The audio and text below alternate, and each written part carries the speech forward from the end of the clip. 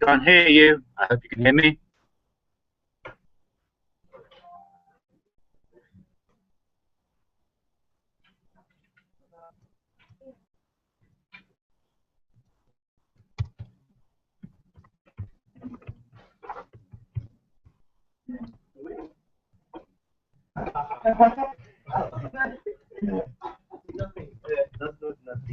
Exactly. There's always something. Well, I couldn't multiply.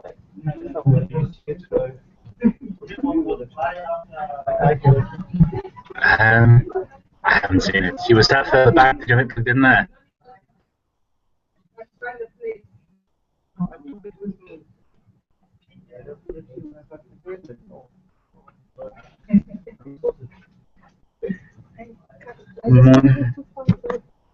About the transport going to the airport tomorrow? It's a good question. Can you call the travel agent and find out? Okay, because I just wanted to find out whether there will be different transport for people in different views. You can just go with Hector, I think would be easiest. But you can call the travel agent. She has all the details. You've got her number, right? Yeah. Good talk. She's very good. She knows what's going on. Whereas at the minute, I'm running around like crazy. I don't know what's going on.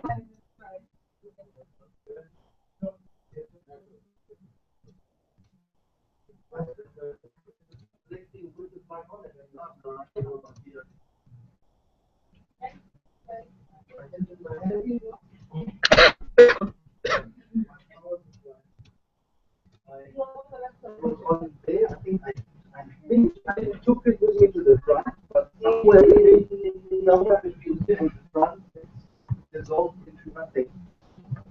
Somebody taken it by mistake, maybe? I don't think anyone has the same computer. It's not the usual one. I took it.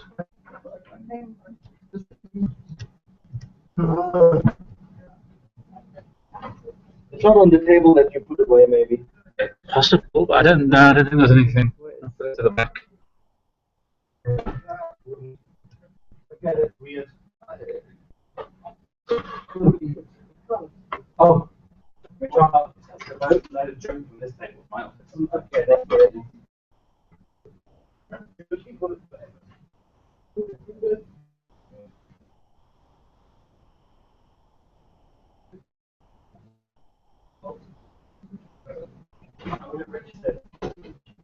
I didn't register.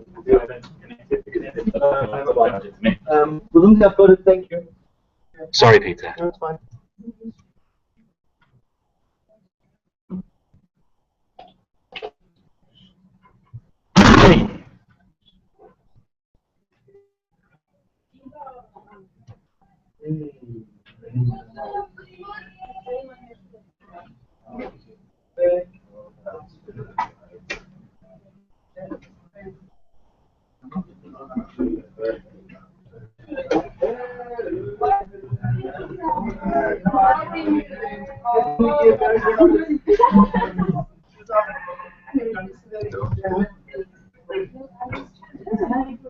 No, you can sit.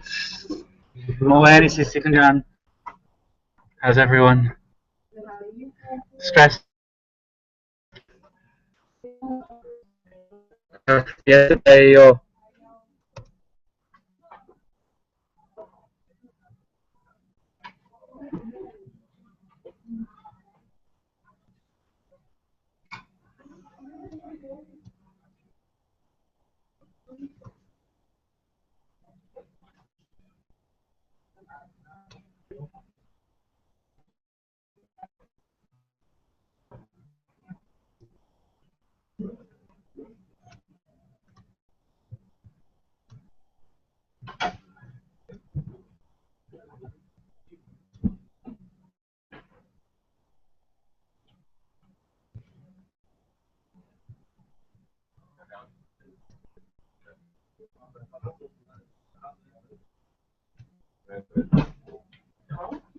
yes. I'll speak to you after the election.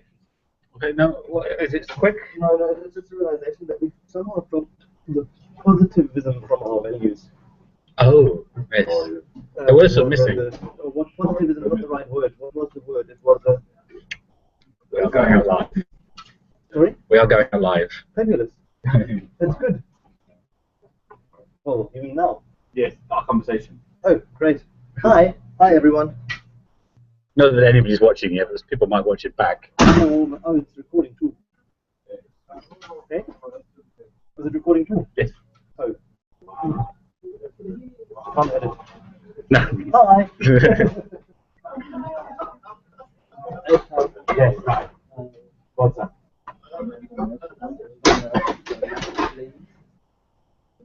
Lunchtime or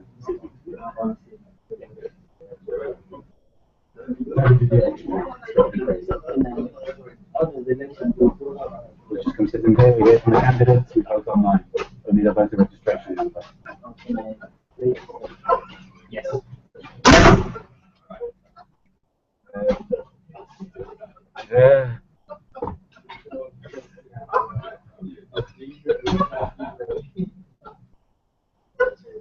Showing that, I don't think.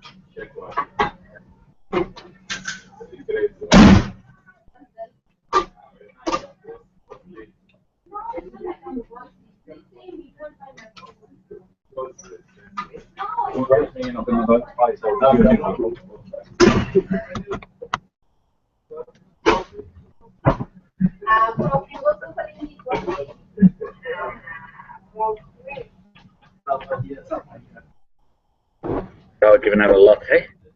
Okay, here we go.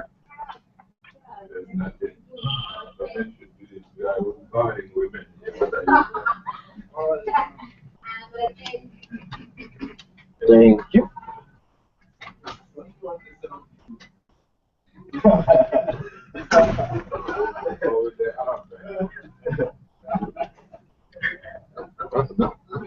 Have you registered for voting? Oh, no, not yet. Would you like to? Oh, no. Hmm?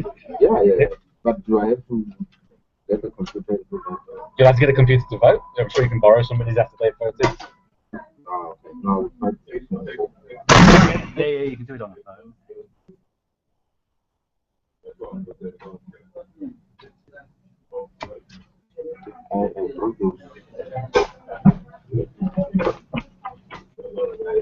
Oh, okay.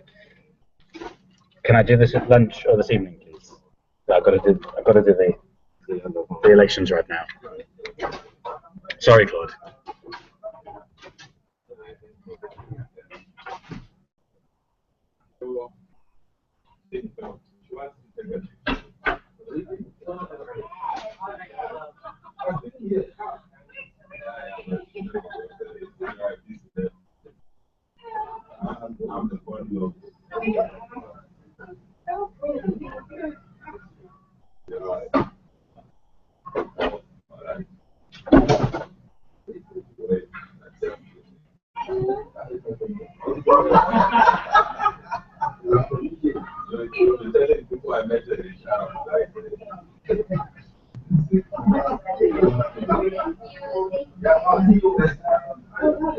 I'll be able to drive.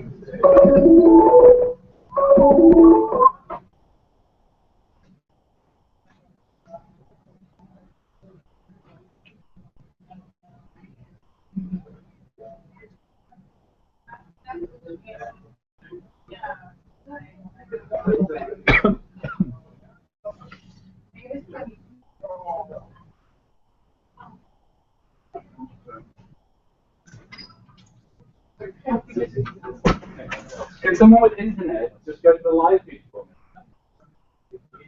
Someone with internet, Facebook group.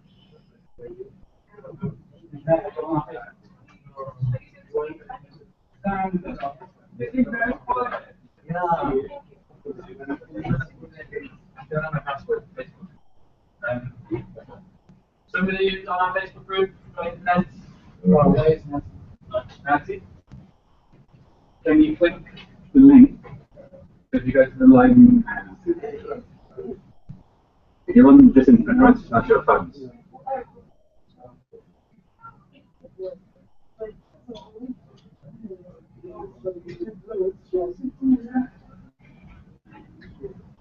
Just see what's broadcasting on YouTube. I think this slide with the inset.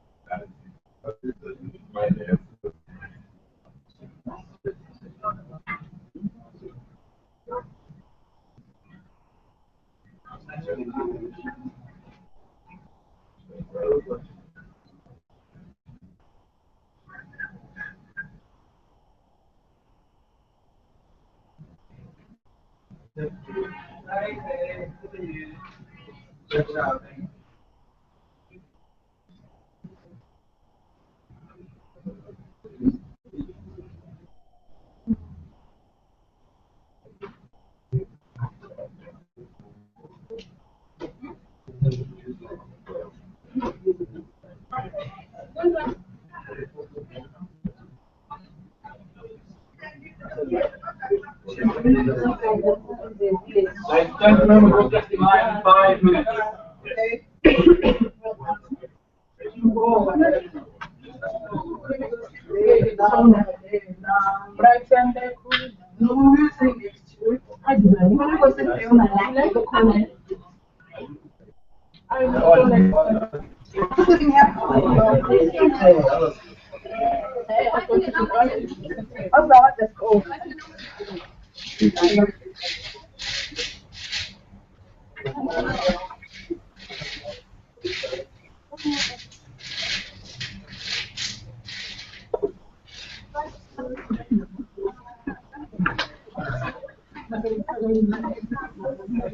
Hello, who's that?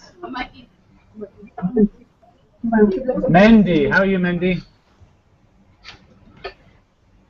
Can you hear me, Mendy?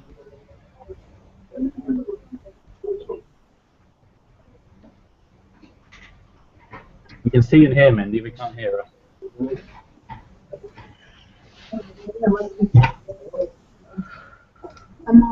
Mandy! Mandy Charlotte! She's getting her headphones. Hello, Mandy, can you hear us now? Yes, I can. Can you hear me? We can hear you. Can you just mute your mic for now, but welcome. Okay. Thanks, Mandy. Unless you just want it, you know? It's fine. I can get a new one. It is. Okay, so you got it.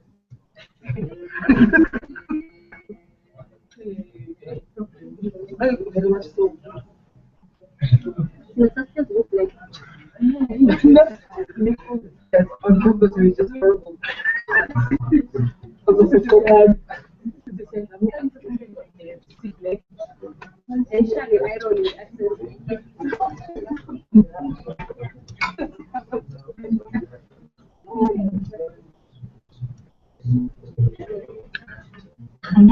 Does everybody here have a voter and registration number? If not, now is the moment to speak.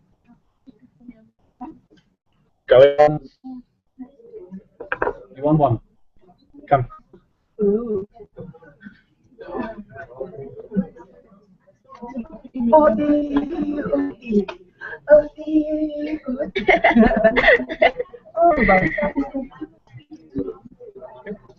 How are you, Ma? And not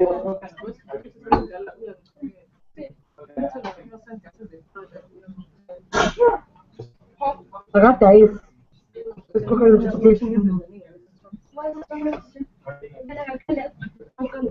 when I send possible, that's what it will come to reality.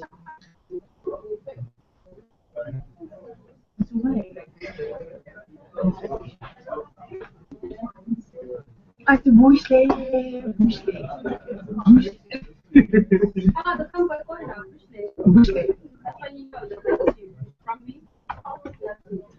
not, so now we're looking at the. Oh no, it's not. It's that. Perfect. Cool.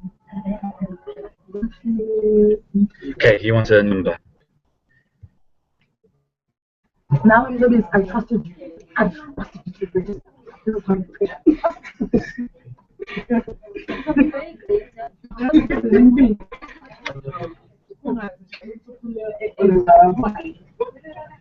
You read that. It's a 5. This one is a 5.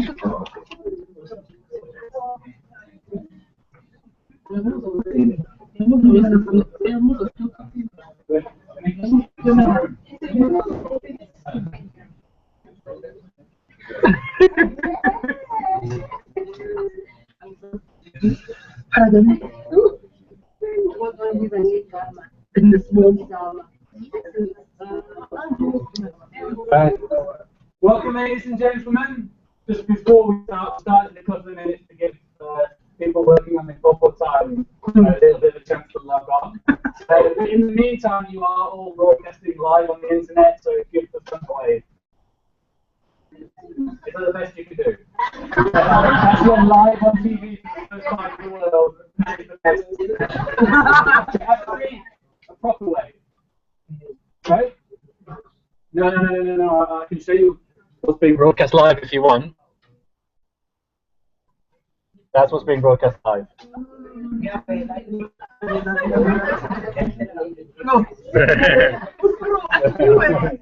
Okay, so a bit of a better way, right? And hello, or a chin or something. You can do something better. Right? After three. 1, 2, 3.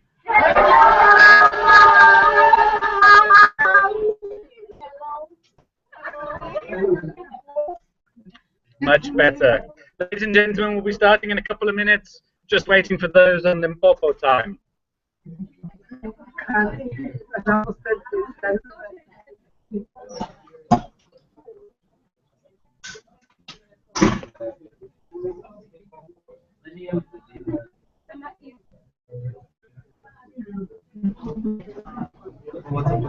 Okay, just one more hello to the camera, please. Okay. Best one yet. 1, 2, 3.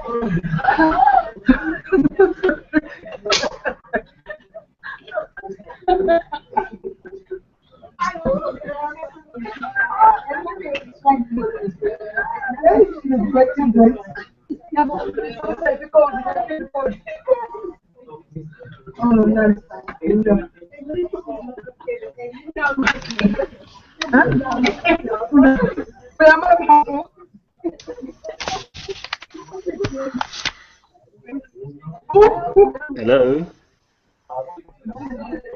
Hi, Gabby. Hi, how are you doing? Hello. Hi, For Carl. now, please mute your mic, Godfrey. Godfrey, you're already up the hill. Is it that difficult to walk down? Godfrey works at UCT. It's like 5 minutes walk.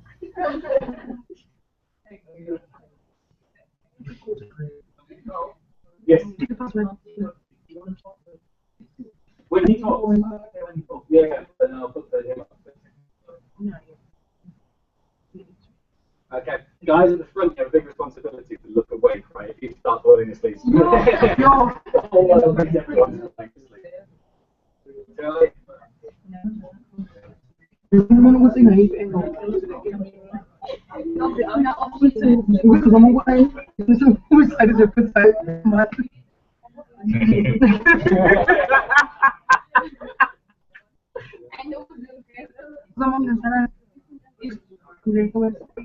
I need to get my code. 5 minutes and we'll be in. Oh, we are getting to some Wi-Fi thing.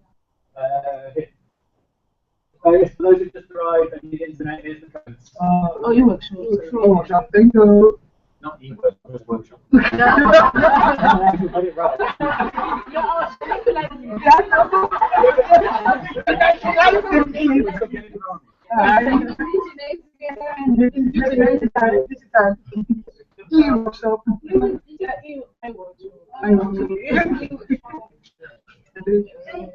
So they're Okura spell, I just spelling.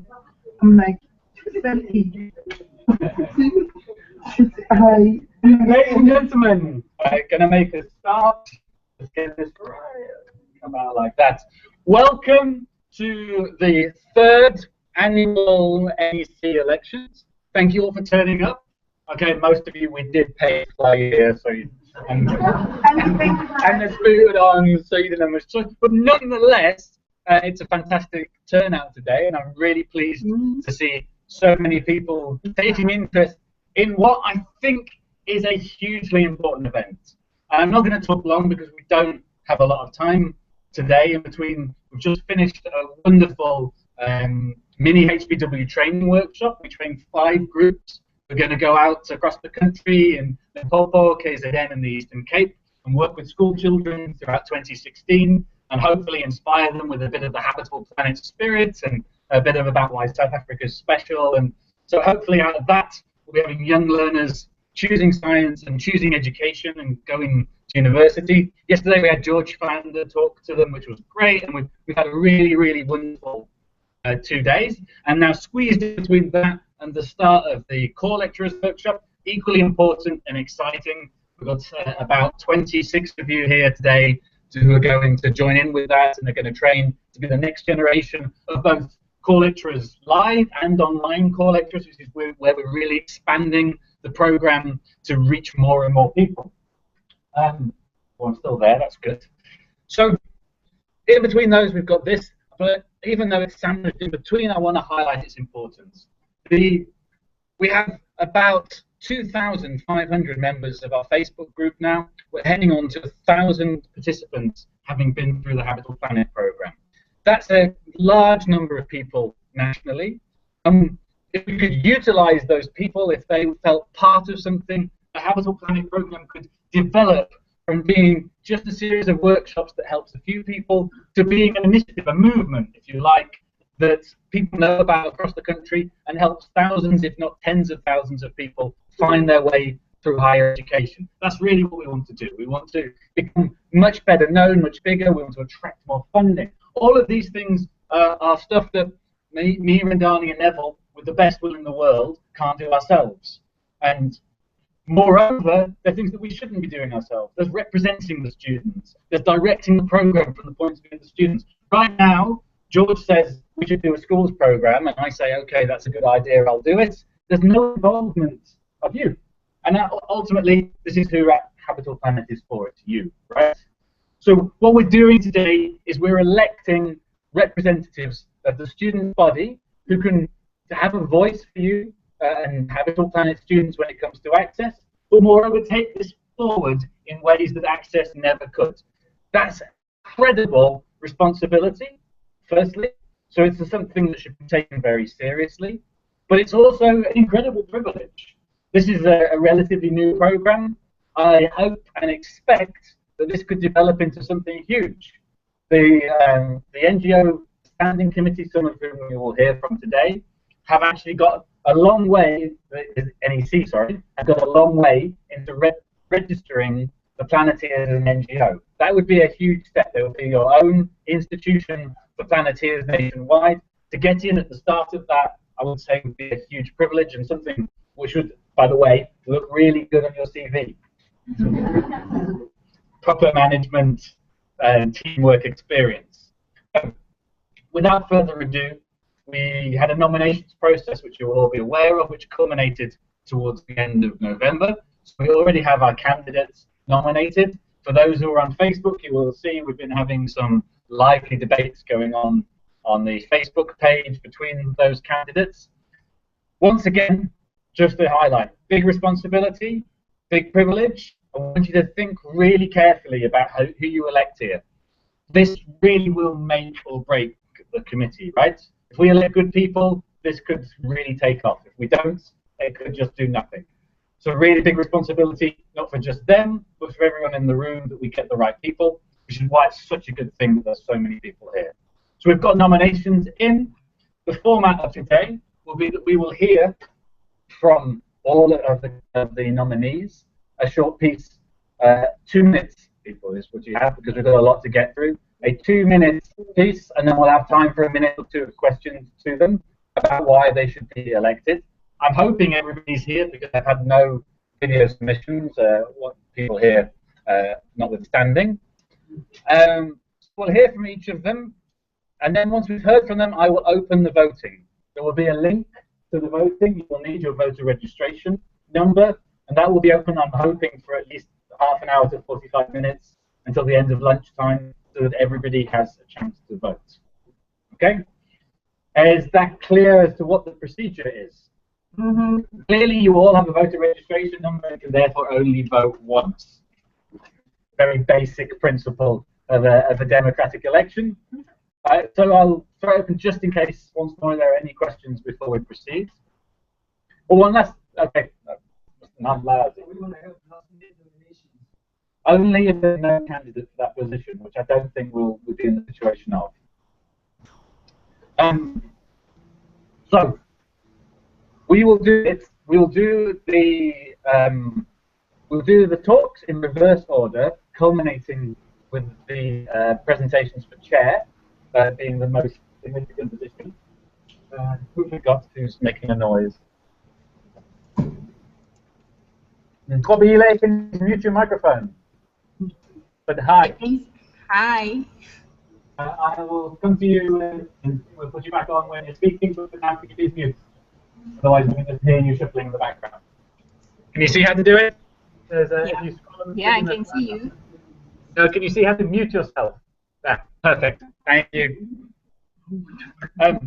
Where was I? Okay, so we'll build up to chair in terms of the talks. When it comes to the announcements of who has won each position, but this year we're going to start with the chair. The reason being that if you've already accepted the position of chair and you're nominated for something else, you don't want something else, so we can immediately eliminate you. Whereas if we do it the other way around, and then people tend to accept their first nomination, then they want to accept chair, and so. Who do we have now? People on Limpopo side.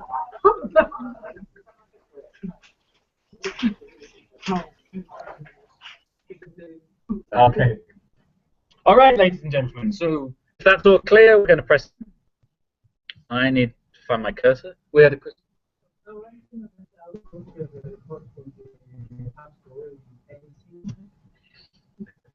We should do. Yes, they were supposed to post them to Facebook. Would you like to hear them?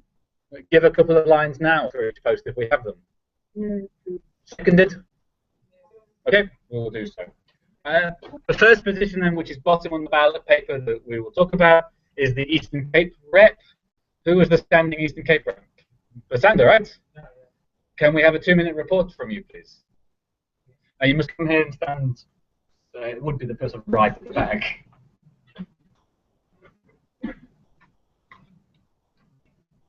Ladies and gentlemen, I give you the outgoing Eastern Cape representative, Basanda Lazi.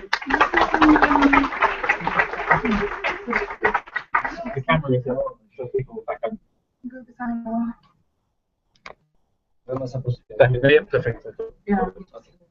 Good morning, everybody. I believe we did a good job. One major task was for us to establish a provincial executive committee, which would then, at university level, implement the programs that we would run. We did that successfully. We had a number of people at WOSU. We had a person in University of Forte. We had a person. Grahamstown, we had a person. NMMU, we had a person, although they came late. We had a few challenges with implementing the program because of the budget. But another thing that I can mention is that we, in our program, we had an objective of presenting a mini HW. We did that, and we managed to rally support from previous HPW members. They joined in, and that went well. I don't know if there's anything that I'm leaving out, but I think that's about it. Do we have questions? Questions for Basanda? Well, firstly, thank you, Basanda. Do we please have any questions for Basanda on what the Eastern Cape's role was last year? Thank you so much for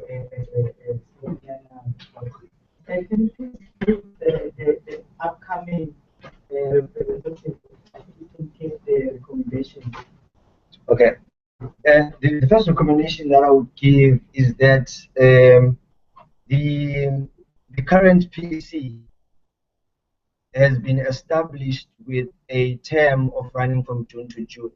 I recommend that you keep that because we made that decision so that it is easy for the upcoming person to find continuity, because there's people that are already in and you'll only change them about 6 months into the term. And a second one is that we had a problem with funding, because well, the treasurer will tell you all the problems about that. But to kind of run around that, or to kind of solve that, we have established that account where we deposited we have deposited the money, right? For the ministry. I think so. Yeah. So hopefully, if Carl has, that means now we have a channel for funds to go into at least one university, and I think Forte has also applied. So instead of hoping for whoever is the treasurer to establish an account and then have funds moving to the NEC and then to universities, we can then have them move directly to the universities based on the budgets that the province has. So that would probably make things easy for whoever is coming in. And just one last recommendation, you know, it is easier if you want to be an NEC member. It is easy if you first participate in the provincial committees, because when you want to become an NEC member, then you already know how the organization is running on the ground. You already have support, and you don't just want to be a leader, but you actually have contributed. And those are made available to everybody. So actually, if you don't participate in the PEC, it's kind of like a job for you to want to be in the NEC, because you were given an opportunity to participate at the provincial level and you didn't take it, but now all of a sudden you want to come and participate. So if whoever is coming in kind of like takes those serious, I think they would help. Any other quick questions from Sander? We'll take one quick one if there is. Okay, thank you, Sander. Okay, the first nominee for Eastern Cape, well, going backwards on my list, we have Sarah Larkin. Please, Sarah, can you come up?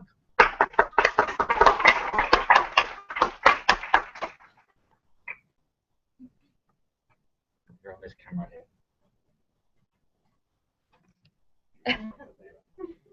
Hello everybody, my name is Sarah Larkin and I've been nominated for the Eastern Cape. The first and only reason I would say that you should vote for me is because Grahamstown has a bit of a grey area. There aren't many representatives from Grahamstown and PE here as far as I'm aware, and I feel that I could up the numbers with your guys' help and try and get more representatives from that part of the Eastern Cape to compete with Wusu, Forte, places like that. Okay. Perfect, thank you. Hey, Sarah, questions? By the way, because there's a gap between when you hear the candidates talk and when you vote, it might make sense to note down who you like, who you want to vote for now, because you probably won't remember when it comes to the voting paper. Questions? Anything for Sarah? Going once? Eastern Cape people? Nothing? After all that talk about choosing your candidate carefully? All right, thank you, Sarah. Next is Simulele.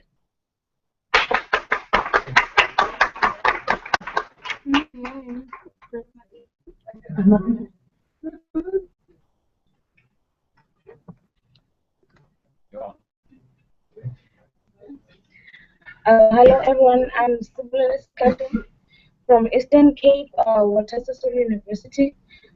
I think you should vote for me because since we've learned a lot from HPW, I have an idea that we should take what we have and bring it to the community, giving back to our communities.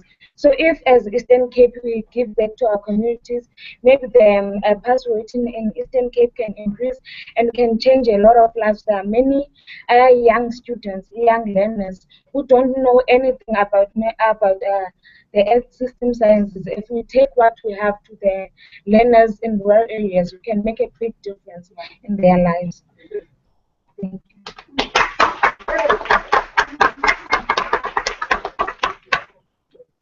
Questions for Sibulele?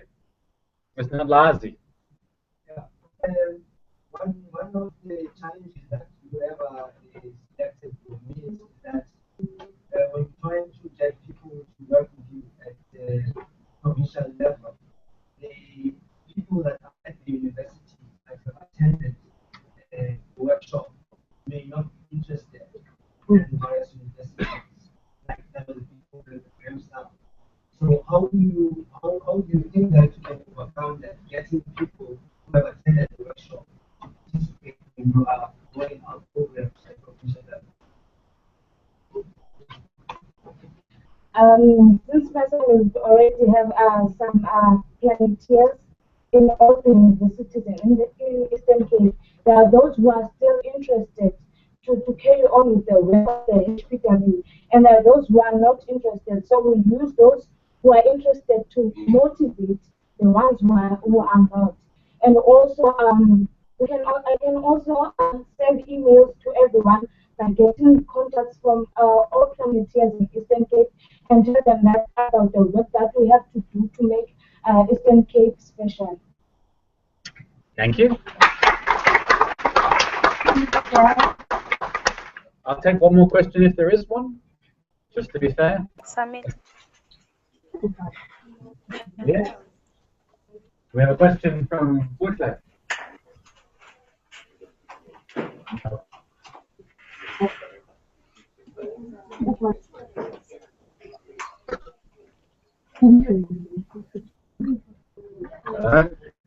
Anyone? Okay, Sandra, go ahead, make it quick.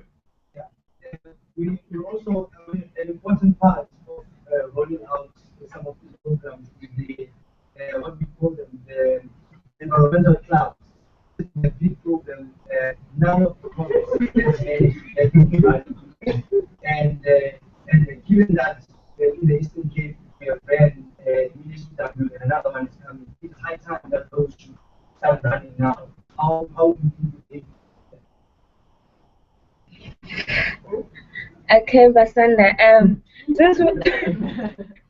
Since I've already been through this mini HPW thing, and I know what to do. Like we've already established some science clubs in other schools in the Eastern Cape in Tata.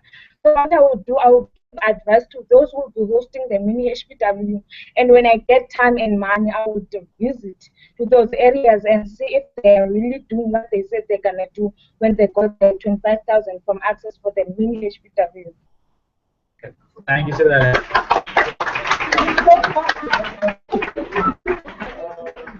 Next up for the Eastern Cape nomination, we have Zanele Ngalelo.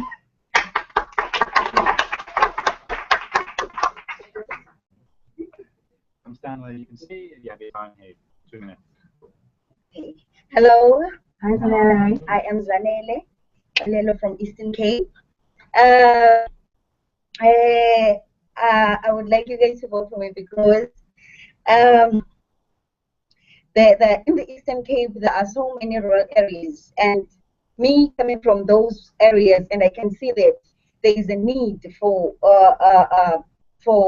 access program to be introduced in those areas, because the Eastern Cape there are many rural areas in that area, and there are students who are there in the rural areas who need to know what is the impact of climate change in their lives, what they can do to make a great change. So I think I can take the program to those students out there and make a great change. Thank you.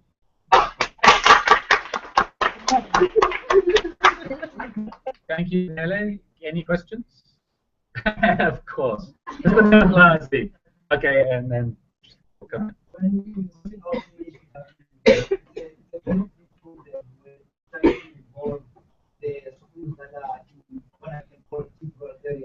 Because of distance and the times when you go to those schools to prepare them, we find that it will take a long time to prepare those students.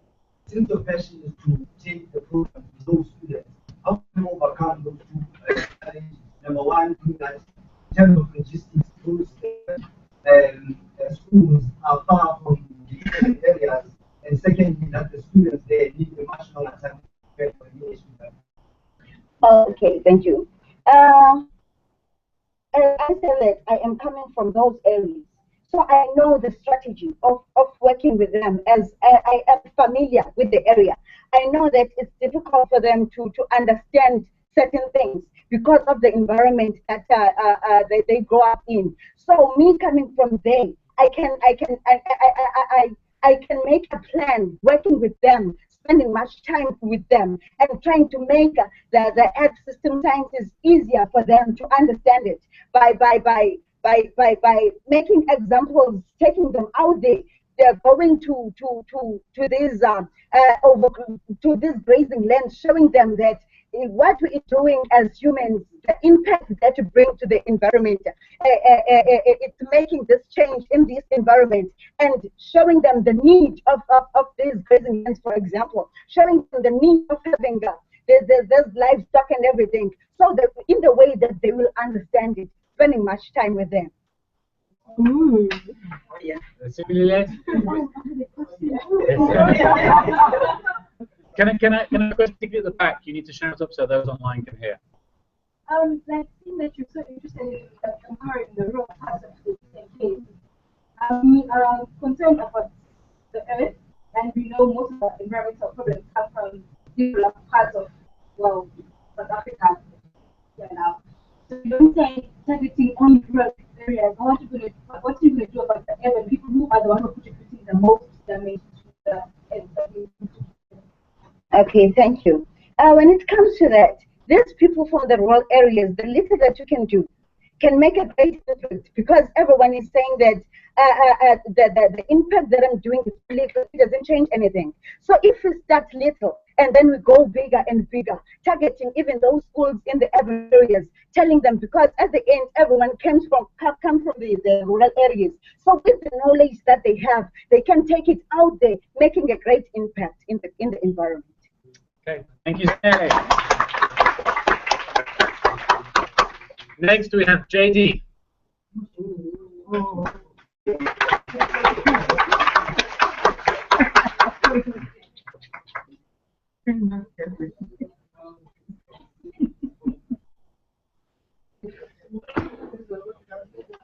Candidates may remind you that it's a really good idea to mention your name at the beginning and the end, so that anybody wanting to vote for you then knows what name to write down. Yes. Hello, guys. Hi, JD. My name is JD, James Donald Namawono. Well known as JD. So I've been nominated to represent Eastern Cape province. Guys, you know, in South Africa here, Eastern Cape is the poorest. We all know that. And Eastern Cape is least educated people. You know that. And the thing now is, if you vote for me to represent ACCESS, to represent Eastern Cape, you see, I have too many plans to say. You see, like I always share, one of my success stories, you know, ACCESS was literally dead at 40. And do you know that? Yeah, it was dead at 40. It was, I mean, people didn't know that. But do you know that during HPW19 online registration, 40 is the highest number. And the one which was second in place, I think UKZN, it is half of our number. So the thing now, what I'm trying to say here is communication. If you vote for me to represent Eastern Cape, I'll use my communication skills, like to talk to people, how to convince them to love this ACCESS. So we want to engage more with the people in the Eastern Cape. Like already another success story, I've talked to other organizations at Forte, especially like I told the guys who were here before. We have a partnership now with SGCI, and we'll be working together with them, and they are entitled to an annual budget. So, you know, Forte, we need to negotiate, we need to look for funds. I mean, ACCESS, we need to look for funds, we need to negotiate and all that. So I managed to negotiate with them before I'm even in the position. I negotiated with them already, and now we're also entitled to that annual budget. So that's one of the plans here. And there are other things like community engagement, going to the rural school. Yeah, we're talking about rural schools here because they are the most disadvantaged. We know that urban schools, they are also disadvantaged, but they have themselves, but those in the rural areas are more prone to these problems. Thank you so much. Precisely 2 minutes, so we have time for a quick question if there is one. I'm going to take here because they've taken lots from you. My name is I wanted to know, are you from Fuji University? I'm from Forte. So your success story is from Fuji, right? But now you're doing internships with other universities. All right. Like I said, communication. We have 4 universities in the Eastern Cape. We have Forte, one is Zulu, we have Ross, and another one is Metropolitan. At NMMU, I don't even hear people who are representing ACCESS, honestly. So I'll use my communication skills. I'll personally talk to them. I'll email them. I'll call them and tell them about all this ACCESS thing and all the programs involved. Okay. Asanda. Okay, very quickly. Quick question, quick answer. When you, the question that I have is very related to what Nathan asked, but when you conduct in the different universities, given that the first step for a person to be involved in ACCESS, maybe as a provincial executive committee member or whatsoever, is that they need to first attend the HPW. So if the people from NEC are not selected to attend the workshop, in essence, they are kind of not ready to work with. You can try and contact them and do whatsoever. So my question now to you is, how will you overcome that, given that people are not selected to participate in the workshop, and now you need them to work with you? 2 sentences. You have to. Okay, let me tell you something. I have my group member here. He's Calvin. I was doing with him this mini HPW. He has never been to any one of them. Yeah, he's from Forte. He's never been to any one of these. I'm talking about Forte. I'm just giving an example. Right? NMMU now, there are stakeholders. Of course, there are people who are in NMMU who have been to, who've been to ACCESS. You see, I can look for the links, and they will tell me potential people I can connect with. Those with passion for ACCESS. I'll talk to those people. Okay, thank you, JD. Last I have Ntanden Kosi Moyo, but I don't think he's here or online. Ntanden Kosi? And he's not online, so I haven't seen a video from him, so I'm going to skip past. Next, moving on to Kaden Provincial Rep. The first one I have is Ndab Benchle Mkindwa, but I don't think we have either. No, and he's not online, so I will skip past. Ntombi Zamande. Not a long way, at least.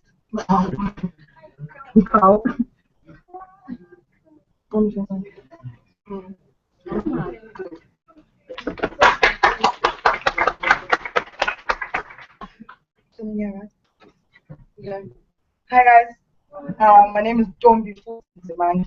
Okay. I'm from UKZN in the PMP campus doing my honors. So I want you guys to vote for me and consider me for the voting because I believe that I'm very organized. I'm very passionate about HPW, even though I joined last year in around about March. I am very passionate about it. I've helped a lot of students on my campus to be able to join HPW evidences, yeah. Also, one of the things is that I've helped organize life events, and I'm very accountable for all the money that I've spent in this car. So I feel that you guys should actually vote for me because of that and because I'll bring fun into this creative space. Thank you.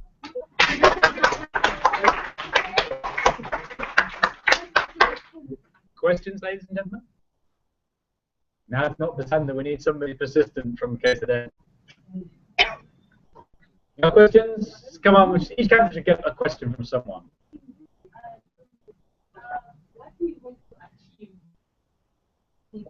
What do you hope to achieve this year to be our rep, what are your objectives?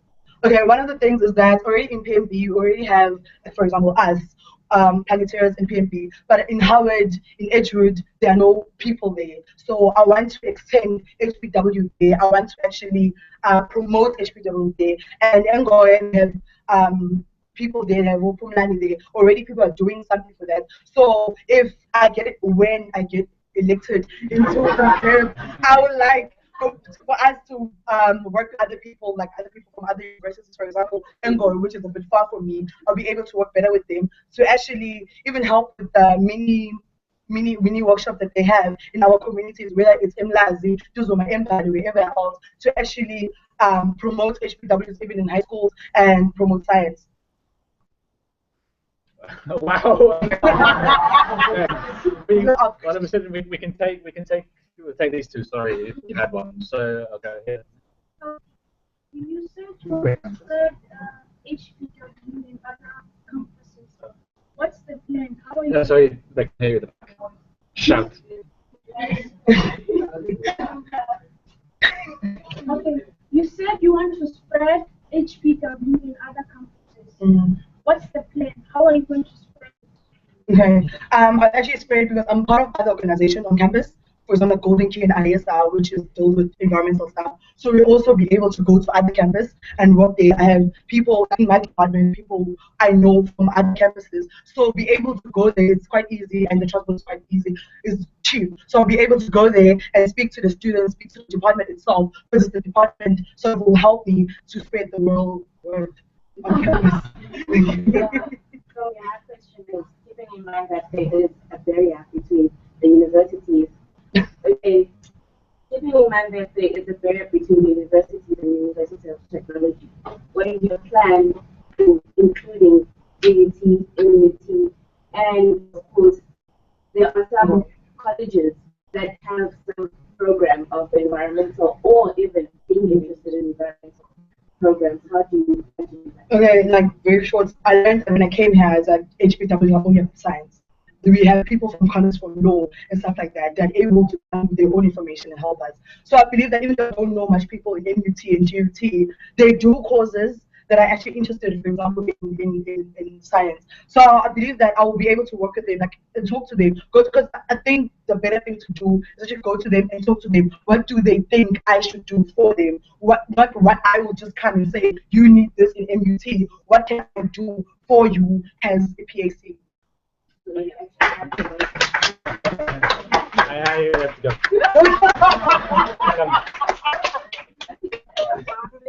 Okay, the next candidate for the provincial KZN rep is Sipilile.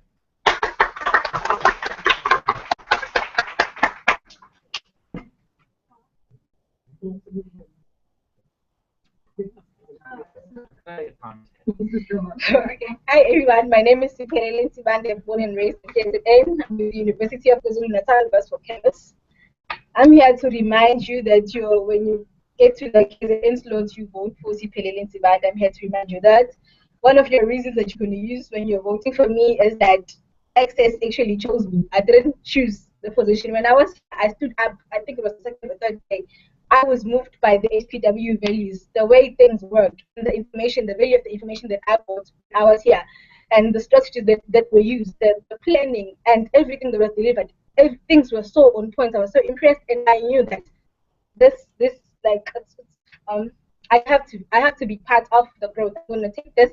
It's going to grow a case, and there's a lot that people can learn from this. And I'm not only targeting to spread it into just my university, every other place. Every other organization or institution, I'm going to go and reach them. I have the right channels. I'm working with a few local artists. I'm part of an arts organization. I can use those people and whatever events they have, I can speak to them, spread their weight, and get people to know and be aware about how precious our planet Earth is. Thank you. Questions for Sipilele? Oh, you guys are something you're going to vote for me. Already outlined though. Come on, one question, someone from KZN.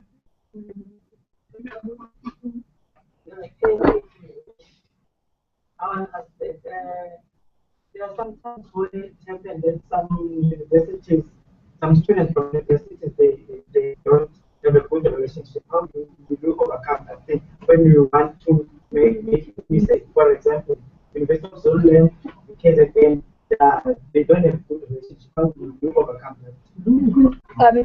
Okay. I'm not sure if I got the question. I want to work with UniZulu and the people I'm working from UKZN and not getting along with UniZulu people. Okay, well, there's always going to be those conflicts in a group situation, but I think like in this context, we are university people, we're all matured here. We know when to you know, press down on the ego, and you know, I'm a people's person. I'm easy to approach and talk to, so I can get to each and every one member, speak to them, level with them, get to settle for the understanding, and then we can move forward. Okay, question here then. Okay, my question is very clear. We're going to what do you do, for example, you know, on campus, when you're visible, like SRC always responds to other organizations, especially if they're not registered under UKZA. How do you plan on continuing to do maybe your tasks that you have, while at the same time being all on the friendly term with the SRC people? Okay, first of all, my SRC, they are very good with students. Secondly, my first goal, if I get to when you guys have voted and it's been made official, my first goal is to register our group as one of the clubs and societies. That's the first goal. Before we start on the PA or POA, we're going to get registered and be recognized by the institution. Thank you very much. Now we're going to move on. Okay, the next nominee, we have Pumlani Zwade.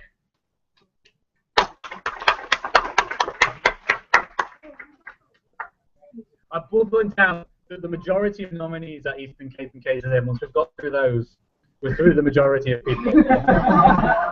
Pumlani, your time is here. You must stand on the screen. You go. Okay, how are you guys? My name is Pumlani Zwade. I'm from the University of Zululand. I'm a master's candidate this year, 2016. I'm also a volunteer in my university, and I'm a very active person in my university and the whole of the province. Most of the things, I think they've said it all, and except just to mention like the things that they mentioned are for like connecting the universities and all that. But I've seen a problem that most of the volunteers, they've attended these workshops and from 15 up until maybe now. But in my school, they are no longer active, right? So I will make sure that I keep the spirit alive, the access spirit alive to those volunteers, so that we work with them in the university and we become a big family. I think that's one of the things which are so important when it comes to making sure that access is alive to all the universities. So most of the things that they've covered. Yes.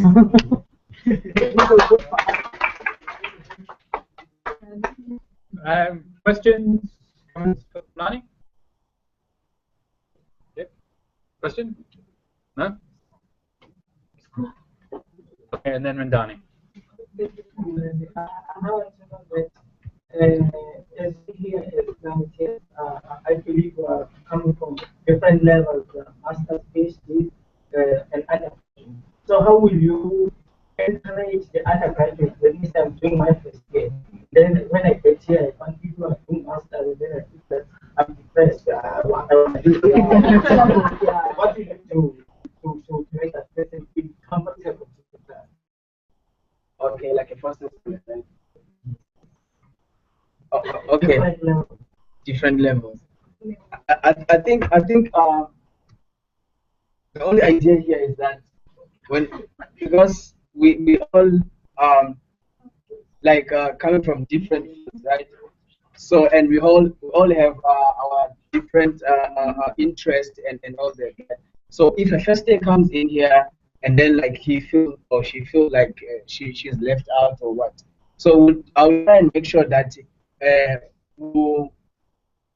we connect with that person in terms of explaining the concept to that person, because obviously it will be like something new to him or her. So try and make sure that we break down the concept. Like it is good to socialize with people, you understand? So we'll socialize with that person and try to make sure that we break down the concept. And Danny? Please really back, otherwise they won't hear you online. As you will realize that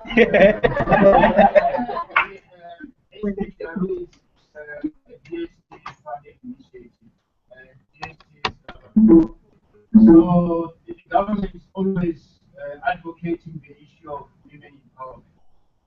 So how you view the issue of women empowerment moving forward if you are the elected person representing Okay, that was a nice question.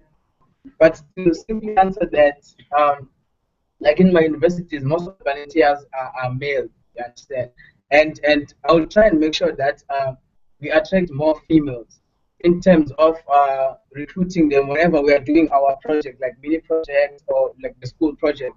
So we invite them to be with us and to assist us, maybe with whatever catering or so that they get in there.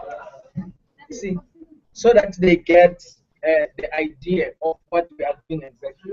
Because I think women are left out because maybe they don't want they don't want to sort of speak out, or they don't approach them. You understand? So I'll try and make sure that I'll try and make sure that we involve them in our project, in our whatever that you are doing in the schools. Thank you for that.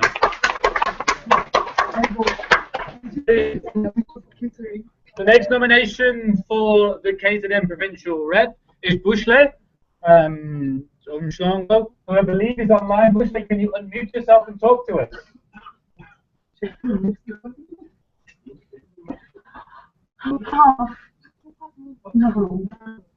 Are you there, Bushle? I can't unmute her. Bushle, can you hear us? You need to unmute your microphone before you talk, which is at the top of the screen.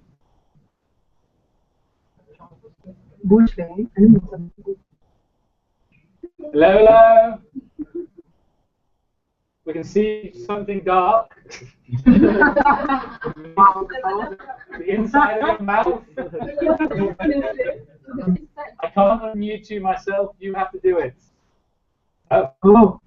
Okay. But it's gone off the top of the screen. How do we get that? Okay. Can we have someone to read for her who's female? I don't feel like I can read her voice. Okay, please do. Hi guys, I also have internet problems. I shared my speech. I studied in the University of KwaZulu-Natal for the past 4 years doing my undergraduate degree in environmental sciences and honors degree in biological sciences. During these two interlinked degrees, helped me to understand the nature and to understand the nature and its beauty, and also showed me how special our planet is. I also learned how different aspects intertwine in life, and I have the ability to build and maintain personal relationships. I have good interpersonal skills and also have the potential of working under pressure. Right. The good communication skills that I have helped me to assist as a flow representative of student residents in the University of KwaZulu-Natal PMB campus. For the past 2 years, I've participated in a position with great success also because I have strong leadership skills and have potential of working with people of different backgrounds. Okay.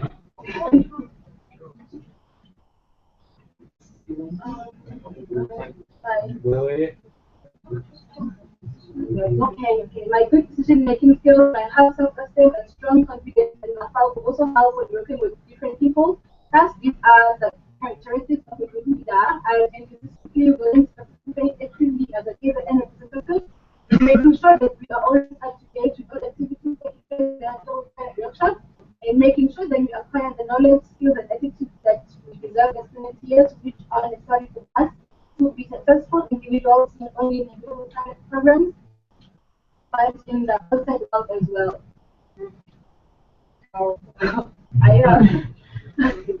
I have love and passion for working with people from different backgrounds. Therefore, to act as KZN Lab would give me a chance to explore and understand views of different students.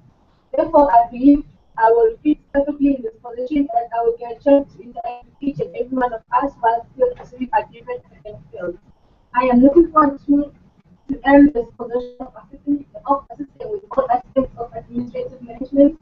I will be much grateful if my application will be taken into consideration. Hence, the chance to this position would mark my future professional and personal development.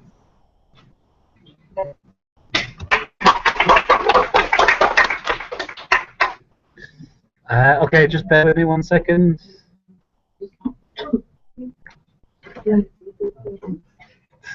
Thank you very much for that. I guess we can't really take questions from Bushley so easily.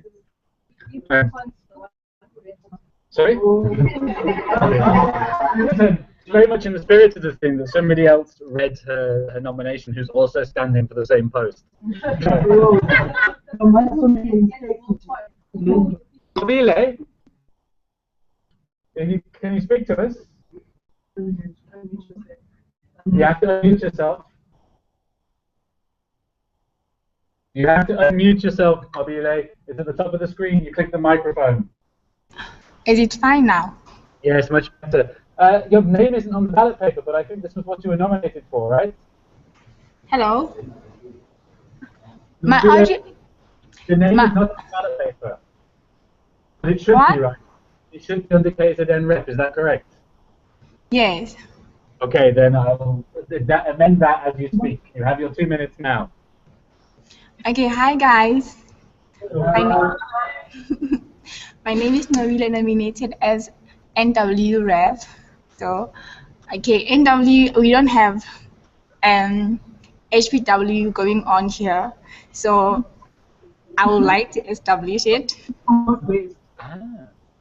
So, why you should vote for me? Because I'm the only one nominated.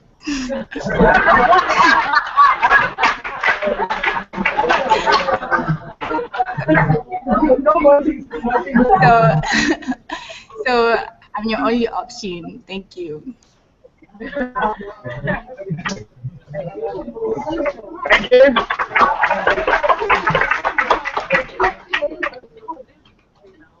Questions? Any questions? Hi, Nolina. Hi. I just had a question. You didn't tell us why we should vote for you. No voting, still voting, even if you're the only one. So I just want to know why. Okay, I've been passionate about the environment or environmental studies ever since. I think I should just post my motivation because I wrote it here. Tell us.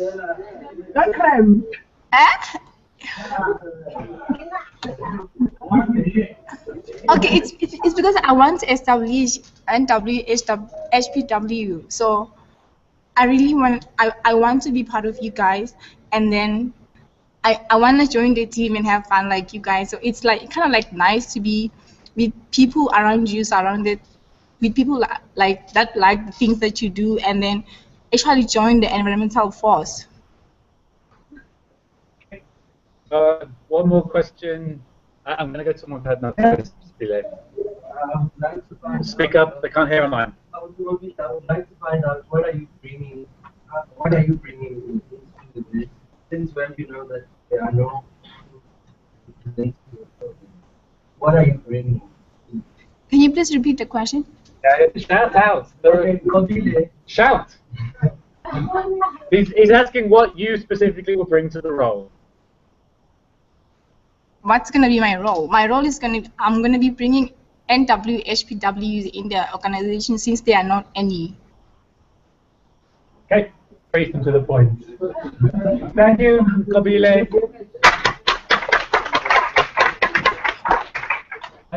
We tried Bushley, are you there? No. No, she's gone again. Gonna be out. Next time we find her, we better. Okay, so sorry, that was a skip to the northwest.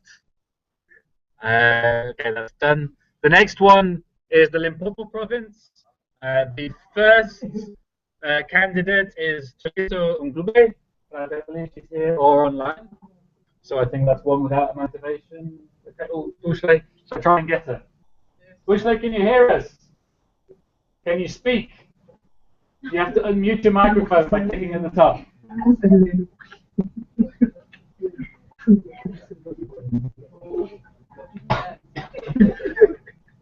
No, I guess not. Okay. We'll press on. Yeah. So no, Talisa. Would lads see Nicholas?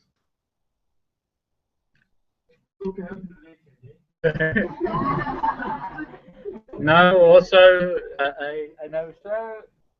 The next one is Giovanni Ramova. Very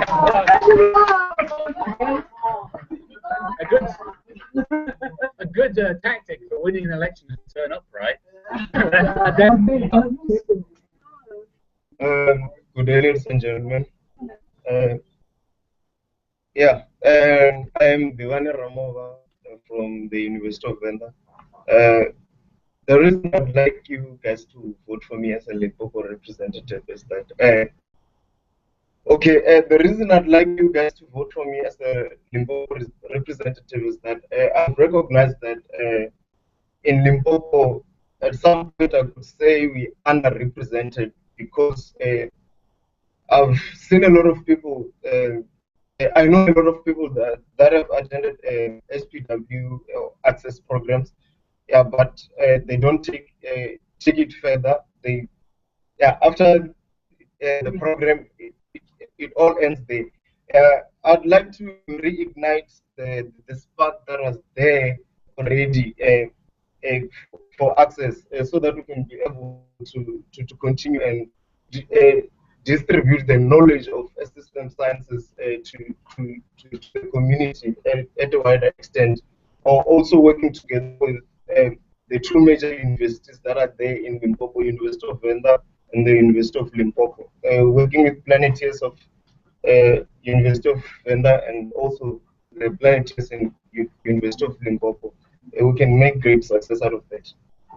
Thank you. Oh, got loads of questions. All right, we'll try and get all three. Can we please quick answers, 2 sentences? So 1, 2, 3. University of Venda in Limpopo, some claim the northeastern part of the. What are you going to do with the southwestern part of the?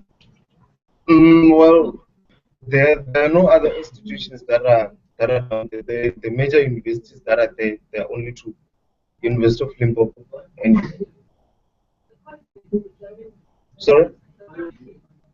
Oh, okay. And well, with regards to that, it's either we develop or come up with a communication link that that will help us communicate the information about access and actually because it's not there yet, the thing will be starting laying a foundation, communicating, letting access be known to those kind of institutions, and then that will help to ignite the access in.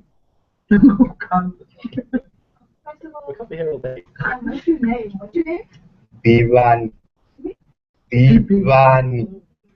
Yeah, unfortunately, I don't have an English name. That is. You actually answered my question.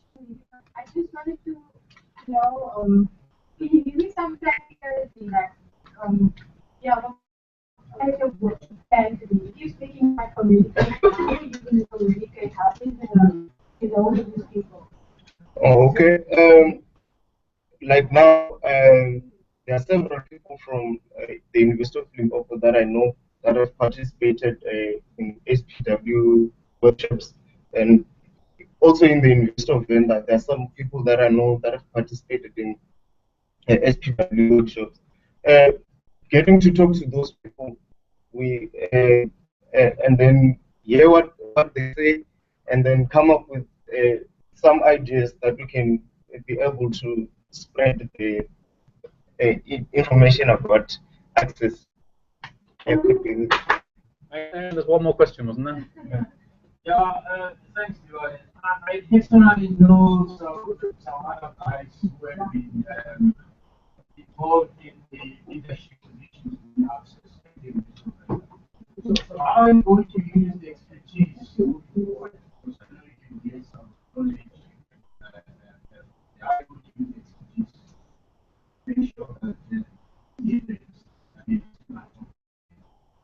Mm, well, with using the expertise, I would say, okay, with talking to them, already I've got my own skills, my leadership skills, and everything. And that will also contribute. That will also contribute to making the program a success. All those skills incorporated together can work out something. Okay, thank you.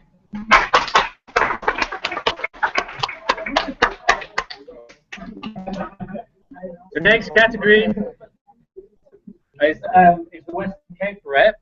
Godfrey apologizes. He says he's also struggling to connect. I think he's vanished. Would say, can you, if at any point you can actually speak, please just unmute your microphone and jump in, and we'll hear from you. Nonetheless, I'll press on. Godfrey has lost his connection. He's the only candidate. He's posted already a motivation to Facebook. Can I just propose we read it? Fine. So we can skip Western Cape. Northern Cape. We have Jolene Boyson, but I don't think she's here or online, and he hasn't posted a motivation. So it's up to you. Nobody else from Northern Cape wants to stand? You'd like to stand?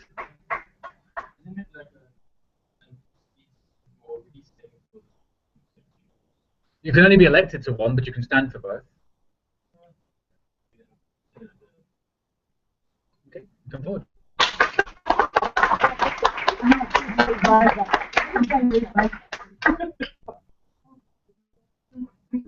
Good morning, guys. My name is Zolani Lubuyo Jack. I'm from Southampton University, currently doing my second undergraduate. My first undergraduate, I completed it at the University of the Free State. It was a BCom in economics. And what I find that for me to join the HBW, I had to hear from someone from my previous institution, which is Nicholas Tlatisang. He's the one who encouraged me to apply for the program and enter the program. Within the Northern Cape, we have institutions, right? We have colleges in the past, and now it's only that we have a university. But then even in that, even in those previous colleges, there was no communication of such a network, of such you know, an establishment in itself, ACCESS. So what I want to do is that I want to grow ACCESS, not just within Southampton University, but within the general prospect of the Northern Cape itself.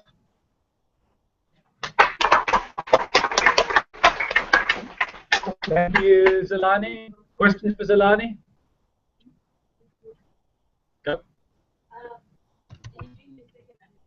Yes. Yes.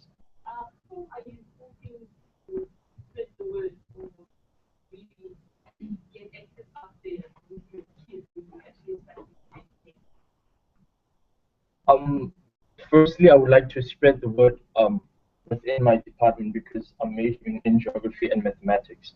So I have been speaking to my lecturer over the past couple of days that we need to push forward so that ACCESS can be much more known within the institution this year. I was hoping to invite one of the guys. Should I know one of the guys in the NEC, or should just send like an invitation to the NEC to come make a proposition to the school on what actually ACCESS is and the type of work that you guys do here. And now within going forward, as an educator, I have a very good relationship with the schools within the township and also within the urban areas of the Northern Cape, within Kimberley itself. So I would be able to speak to the teachers, to give me a platform to speak to the kids on what ACCESS is and how it can implement positively in the education going forward, and just as good citizens in this country going forward. Thank you. Thank you very much, Zolani. Okay, that concludes the provincial reps, and thank you everyone for keeping things succinct. We are on now to the higher NEC positions. The first one we will hear the nominations for is the NEC Secretary. You have a question? Oh, okay. Like, did you ask how many people? Hustings is a sitting candidate. Oh. So the position's for 2 years, so they're only elected if somebody stepped down or finished at 2. We had a vote of confidence in them, which they all passed, which was back in November. So for the NEC secretary, the first person I'd like to hear from, in reverse order on the sheet, is Mendy Shozi. We have online, I hope.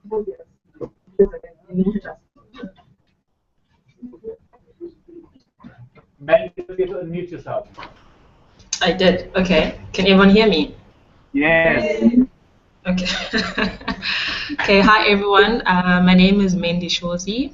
I've been nominated as NEC Secretary for 2016. I'm not sure how big a role the Secretary plays in terms of being in front of people, so no one would know what you've done and what you could do. But what I am is a very big supporter. I'm able to support the chair, the deputy chair, as well as the provincial reps in my role as last year as secretary.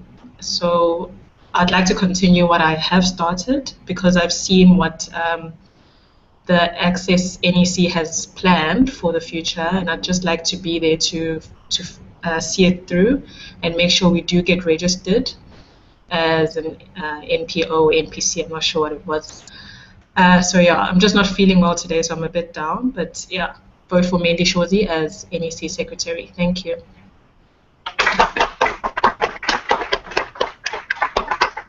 Questions for Mendy? I'm still on Nazi, he's found his voice again. Please really loud so that you can hear.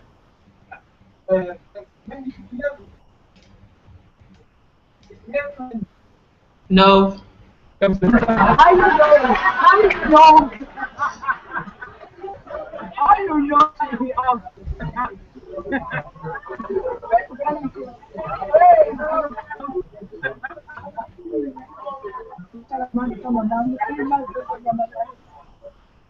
Okay, that was very smart.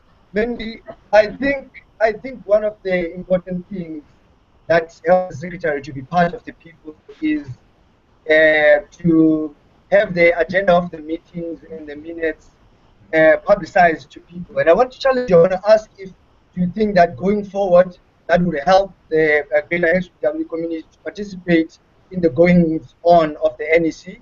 That's my first question. And maybe another quick short one is, in the provincial executive committees, we would envisage that there should be secretariat positions there as well. Do you think that going forward you'll be able to link up with those? Thank you. Thank Basanda. For your first question, that would be to publicize our meeting minutes and agenda. That would be something that we'd have to discuss in the group, whether we want to do that. But I don't see a problem since we are working for the greater community. So everyone can be transparent and everyone knows what we are doing. And if anyone has questions, yeah, they can be answered timelessly. With regards to provincial secretariat, I know you brought it up last year, and that's also a good idea, as long as we can get actual people that will do it, and then they get feedback to me as secretary, and then I'll pass it on to everyone or to the rest of the NEC. That way things will be more transparent than they were last year, and there'll be more communication. So yeah, I think those are some things that we could discuss. Thanks. Okay, any one last quick question for Mendy before I let it go? Mendy, I'd like to congratulate you. I don't know if you've noticed yet, but this workshop has had a theme of radical haircuts, and I'm glad that you're joining in with me. Thank you, Mendy. Thank you. Okay, I think that we've established that Toliso and Jolene are not here. They are two of the other candidates for this position. So that just leaves Zolani to come back for NEC Secretary.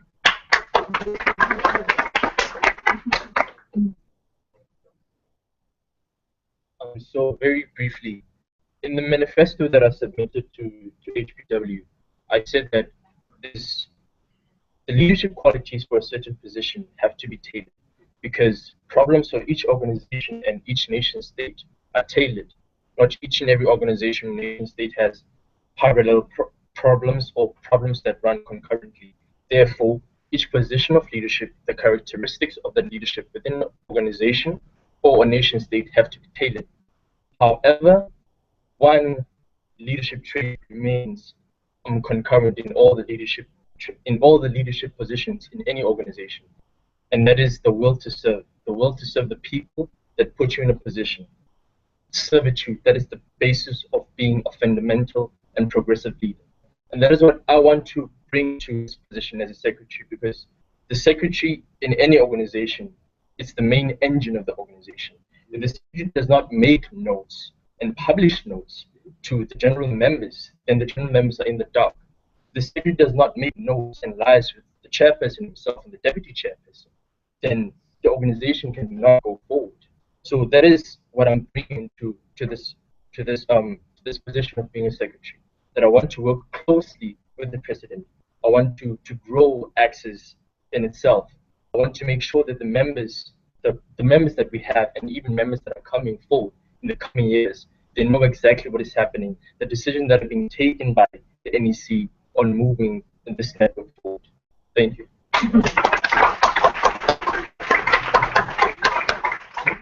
Thank you, Solani. Any one quick questions? Mr. Lazi.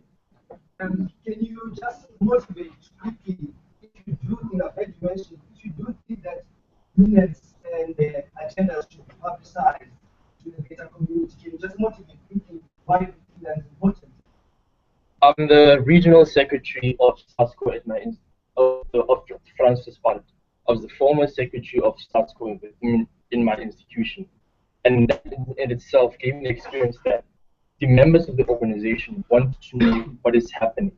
They're not just members who are complacent, but have a common interest, as we, the NEC, have an interest in the organization. They want to know what are the ideas that we are putting forward into broaden the organization.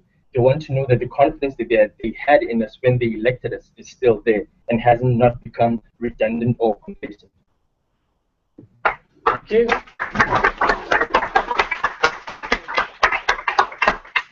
Thank you very much, Solani. That concludes the secretary nominations, and we move on to the treasurer. And again, in reverse order of how I have them there, the first nomination is Sikalele Samanda Sizo. Once again, no Sizo, which she's up the hill. It's quite surprising. So she's not online, I don't think. No, so no Sizo. The next one is Oko. Oko Sotshangai. Is that correct? Sotshangai. But no Oko, which is a shame. And so then it comes to Pumlani.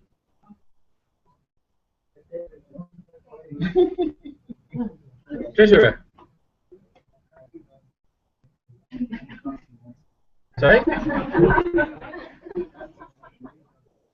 You've been nominated. Do you want to come and talk? Okay, the last nominee, and therefore the only one, will be JD.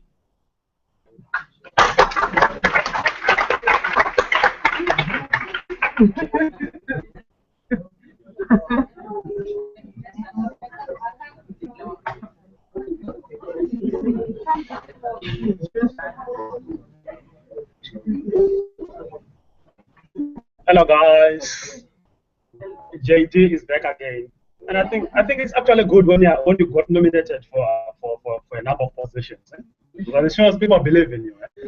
Okay, let me tell you about my financial background. Like my studies, I'm a scientist. I'm a marketer and a financial manager, so I have experience in this. I did my instant training in Joshua. I worked there for a year. It was an internship, so that shows that I have this good, like, strong financial background. I specialize in accounting up to third year, so I have like ideas about being a treasurer. I know how to handle these funds. I know how to deal with cash. So that's basically the main reason why you should vote for me to be your treasurer. Thank you.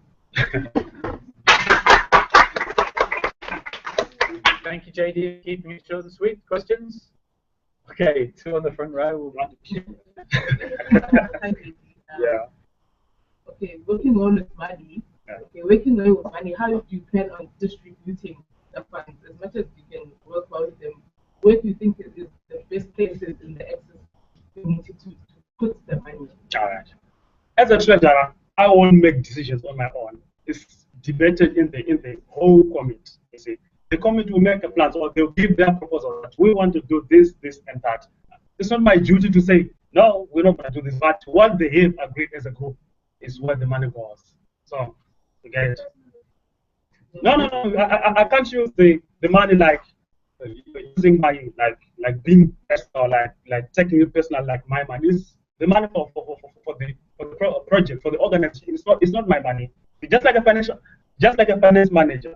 I mean, like you can't make your decisions to distribute money which is not agreed by in terms of, yeah, you can make suggestions, of course. You know what? For example,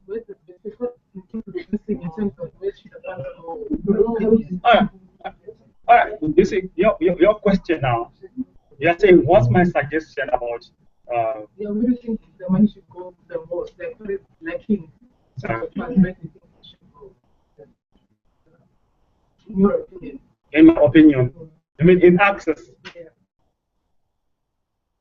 I think communication and program is not well known. That's my opinion. You see, the program is not well known, so I will invest a lot of money. I will invest a lot of money in marketing so that people know about access. Yeah, that's just one of those things. I'm not saying that's the overall idea that I use the money for, but it depends with the plans of the entire organization. Just a quick question. Do you, like, sort of similar to the secretary, but then do you think that it's very important to actually have like treasurers for the PAC treasurers, like they, right? For the PAC.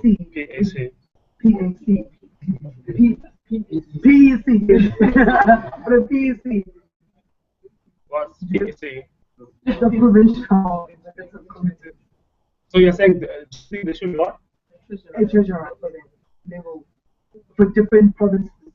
Okay, what I think is up to them with their rep. They can even form their sort of a small in their province, you see. So they can decide on how to raise the funds there. And then if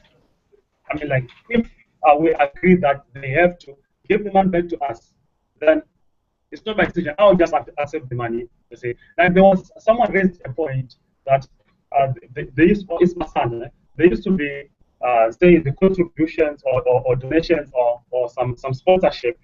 It goes to the institution, then the institution goes to, at least if there are those, if there is a provincial treasurer, you can organize that so that it goes to not like going through different channels. Okay, I'll come back to you.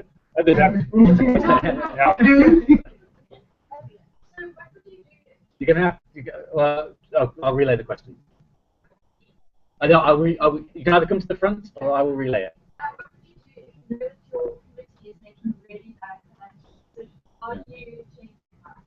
So the question is, if the committee is making a bad financial decision, what would you do and how would you change their mind? All right. I'll use this, what we call cost-benefit analysis. That's the financial term. It's finance.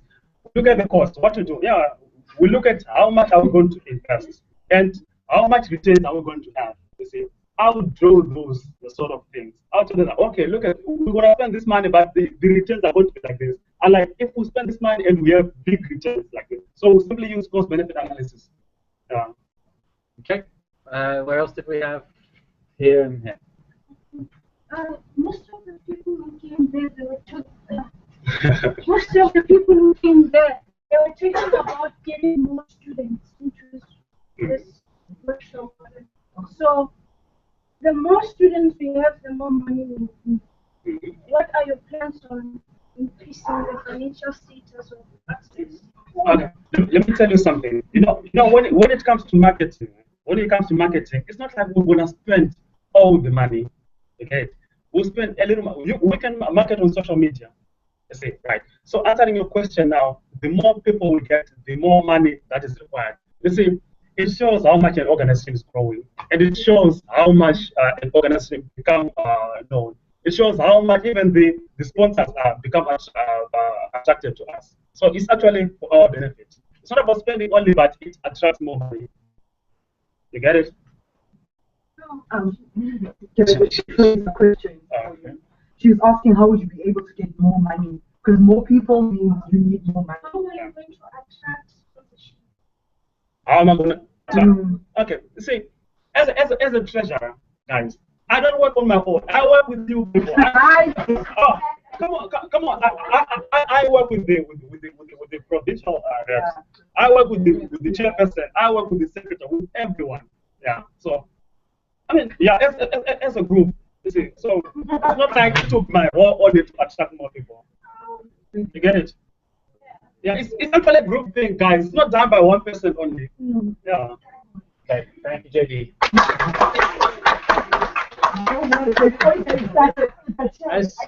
As the treasurer is such a vitally important role, and we appear to only have one candidate here, with the room's permission, I will throw it open if anybody else would like to stand. Is that fine? All in favour, raise your hand. All against, raise your hands. We have another nominee. I will say it again. Because the treasurer is such an important position, I propose that we should have more than one nominee. So therefore, with the permission of the room, I will throw it open to see if anybody here may wish to stand. All those in favour of my motion, raise your hands. Anyone against? My motion is passed by a majority of 100%. I would now like to ask if you would wish to stand. Speak now. Basanda, you wish to stand? Oh, hang on. Bushley, we can hear you. Bushley, we can hear you. Can you hear us? We can hear you. Bushley, we can hear you. We can hear you. Hello, Bushley. Hello, Bushley. Hi. Hi, we can hear you. Can you guys hear me? Yes. Oh, okay. Very quick. Finally, thank you. Thanks, guys. Oh, let me try to show myself again. Yes, okay. Perfect. Please, you can just give us very quickly, because we heard your statement read out, just a quick reminder and then we'll take any questions. Okay, guys, hi again. My name is Wusham Shongo. I'm from UKZN in PMB. Well, I heard that my motivation was already, somebody read it. Thank you for that. Well, I think I can just go straight to the questions now. Okay, we've got a quick question for Bushley. We're talking KZN rep, right? So we have to cast our mind back to that quickly, my apologies. Somebody from KZN, we need a question at least. Now we've got her, please. Basanda. Yeah. You can stand here, sorry. A big thing about provincial reps is talking to each other or to one another. Do you get that? Okay. Yeah, because yes. once you start working in silos, you find that some are struggling and not talking to others, and they're doing things in different timelines, and things are just not working. So how will you ensure that you communicate with other people and you pull everybody together? Everything together. Okay, thank you for the question. Well, since we all have, now we're all exposed to social networks, I think that's the first thing that I can use to communicate with everybody.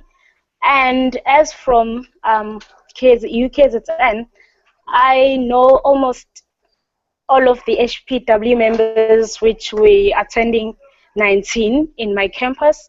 And I'll make sure that the first people that get to know or people that are updated are people from my campus. And we will help each other to spread the word to everybody. Okay, thank you, Bushley. Any other questions before she goes? Right here. Hi, Bushley. What about campus such as Howard and Edgewood? Because emphasizing on PMP, which is already the majority from PMP. What about people from other campuses? I didn't get all the question. Can somebody repeat it for me? She says that you focus on. the PMB campus, but what about people from other campuses? Oh yes, as I've been explained that I'll start from my own campus, and then we're gonna spread the word using social networks, which is the primary main of the commerce of communication, whatever thing. Yes.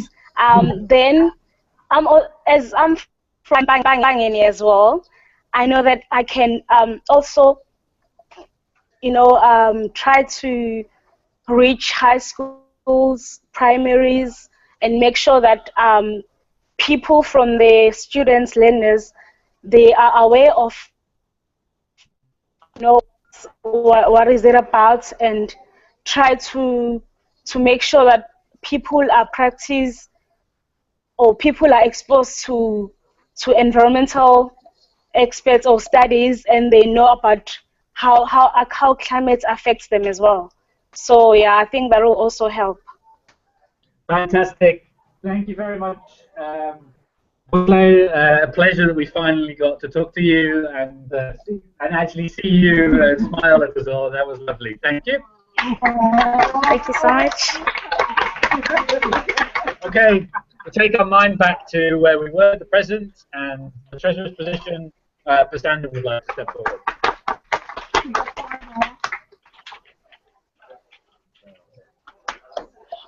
Thank you. I was actually nominated for this position, and I thought that there would be more people that are nominated, and that since I've served one term, I wouldn't be needed. It's a crucial position. It almost made the whole NEC fail last year. That's how important it is. I mean, if you're going to register an organization, you need a person who's going to run the account. You can't just have one person contesting for that position. It shows that we have a weakness somewhere. It's a crucial position, and so we have two people, myself and JD. So I would recommend that you vote for me, and I'll make JD my secretary. This is a crucial position because actually you have to develop a budget for all the provinces, liaising with the different provincial reps, and how you distribute the money depends on the stage of the development of the organization or of HBW or our students organization. So now we're kind of at a stage where we're registering, and a number of you know that we're trying to establish new universities and so on. So JD correctly mentioned that a good proportion of it will have to go to marketing. Maybe establishing a few seminars, invite people and tell them what we're about. And the guys from Salt Lake, you also mentioned something important. Some proportion of the budget would have to go to inviting some members of the National Executive Committee to actually come and present to some of these new universities. But I think the funding model that we have to look at has to be slightly different, because maybe we don't have to immediately fund the provinces, but maybe we have to run, because it's still a hassle to roll out the funds to the different provinces. Maybe we have to run with one budget at national level, and maybe the provinces can use funding that is left over from the mini HPWs and from the HPWs to pick up some programs there. But I think that it's just an additional hassle to the treasurer to have to develop a budget that creeps down to provincial level. It actually is a huge waste of time. It took a lot of our time, and it actually didn't work out at the end of the day. And then a big part of it is that I would have to understand CAL. CAL has a lot of requirements that can turn people's heads over. And so, I would have to understand CAL and what he really needs the budget to look like for him to give us the money. So that is basically why you should vote for me, because I actually know what this position requires, and it was actually a thorn in my flesh as well as the provincial rep. I needed the funds, and they never came, because this portfolio was actually this portfolio.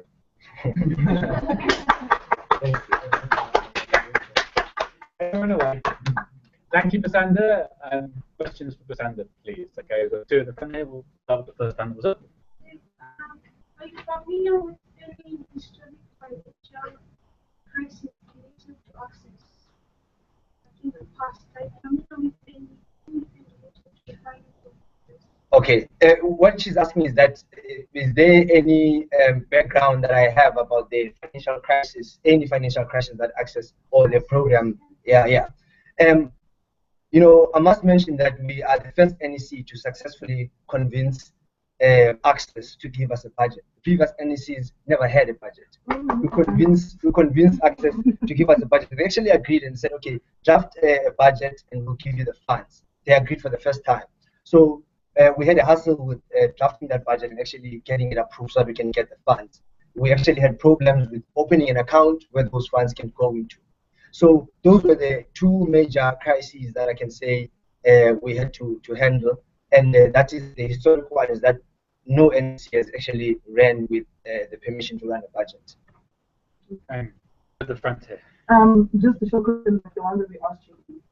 As you said on that you asked, for example, like access for funding to different activities, maybe in provincial, but then sometimes you don't have to always depend on the maybe 10,000. What other suggestions, like do you have any ideas how you can actually attract people, other people, sponsors, actually without just marketing, just saying we're going to have some seminars or stuff like that? Not only that, but even beginning with ACCESS, the budget that they give us is actually a minimum. They are willing to give us more, provided we can use those funds and show that we can manage them well and use them and finish them within the term.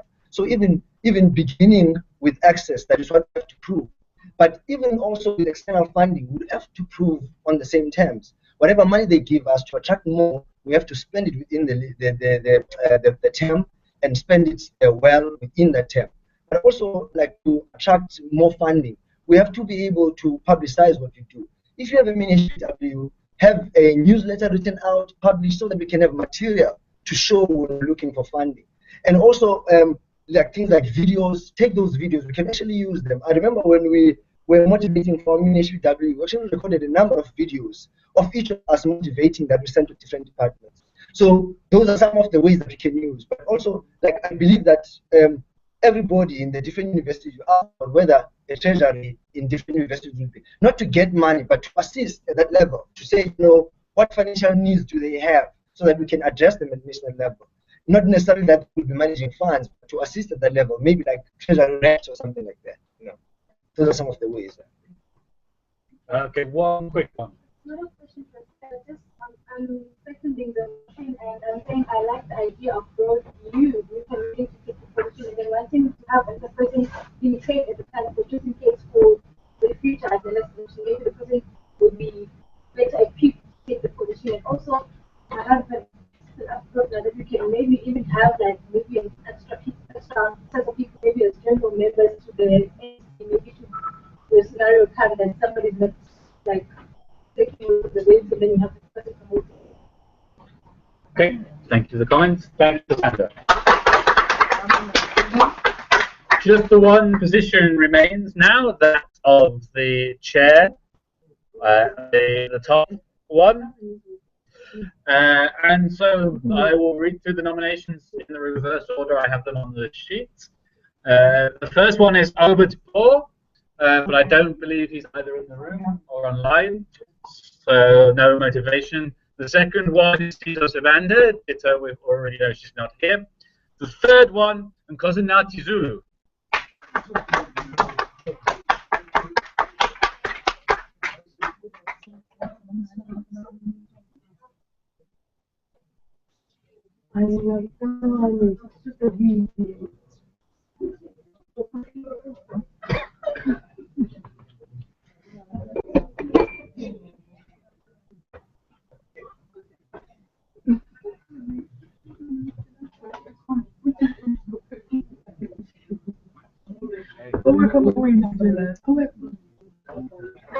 Make sure you're on TV.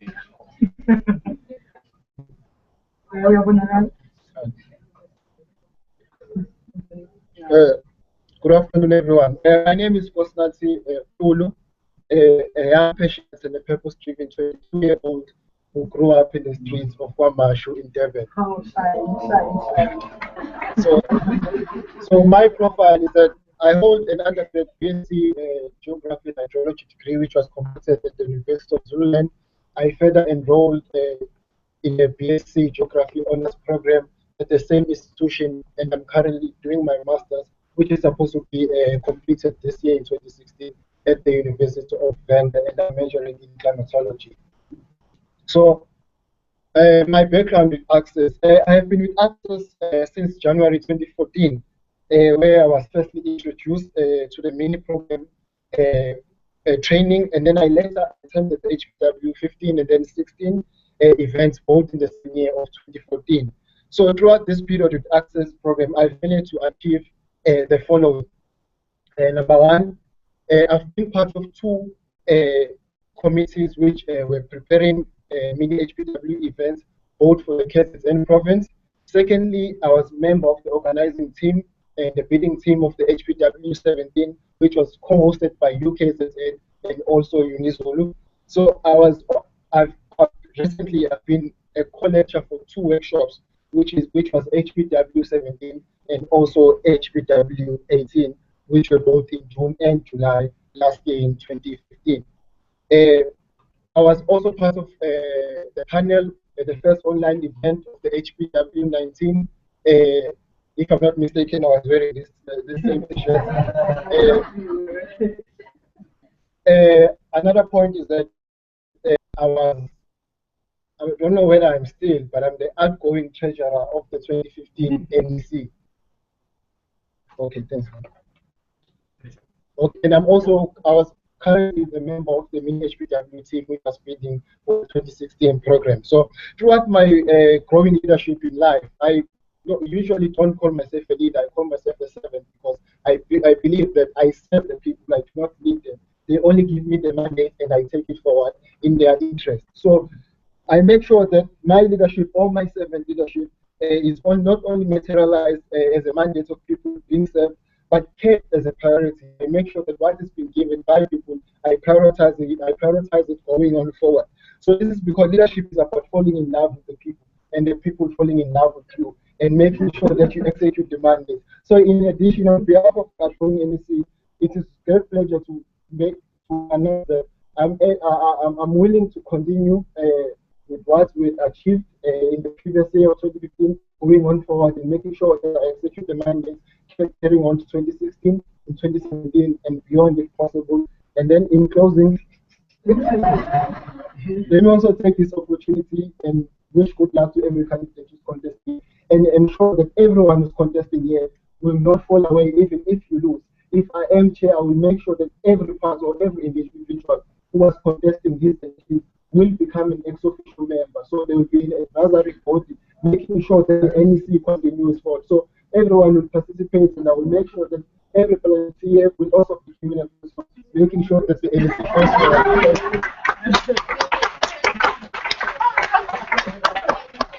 It's the longest 2-minute speech in history. You must come on the camera. You've moved away from it. So okay, I'll take some questions, seeing as it's the important position. Hands up again. Where do we have? Okay, we've got 5 in all that. So 1, 2, 3, 4, 5. Remember your order. Very quick question. How's your temper and patience? I will repeat the questions for the people at home. Oh, you can. Oh, I'm just asking, how is your temper and your patience? I've led at numerous positions before, and I personally think that I have a good working relationship. I can execute any given mandate.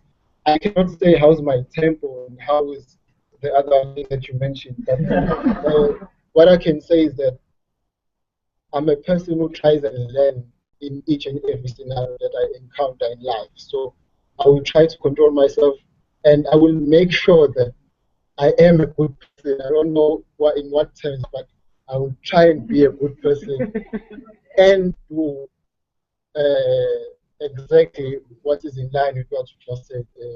I will have a good temper, and I will try and work with people.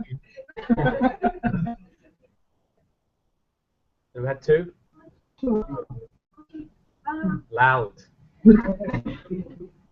I believe when you work for people, you want to make them here, but I believe you should also be happy to work hard. What are your benefits? What do you think your benefits from leadership? First of all, it's the experience which I will gain if I am elected as chair.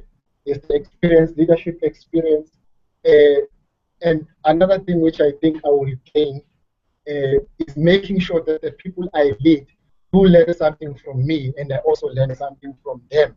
I'm hoping to gain that as a leader.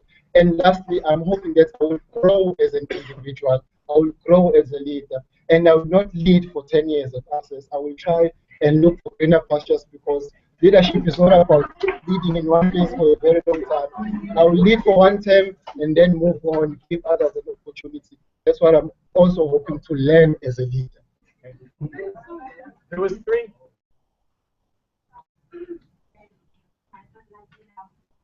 I've been part of ACCESS for a while, and I've known two chairs so far, right? And right now, you kind of explaining the low-level part of being a leader. What about taking charge? What do you do to take charge? And you know that. What about the management? Because you have a leader right on top, and yes, you said you want to serve, but how are you going to take charge of all of those people? How are you going to manage, organize? 2,500, and you're in charge. It's a lot. You have a committee down, it's a lot. Yeah. You have a point, but what I would say is that in terms of being a leader and also being part of a team which is leading, first of all with the NEC is making sure that everyone is accommodated in terms of leadership. If everyone is accommodated, because once we are in a meeting as an NEC, I will not be a chair. We'll all be equal. So there will be no chair, no secretary, no, we'll all be equal, making sure that everyone is accommodated.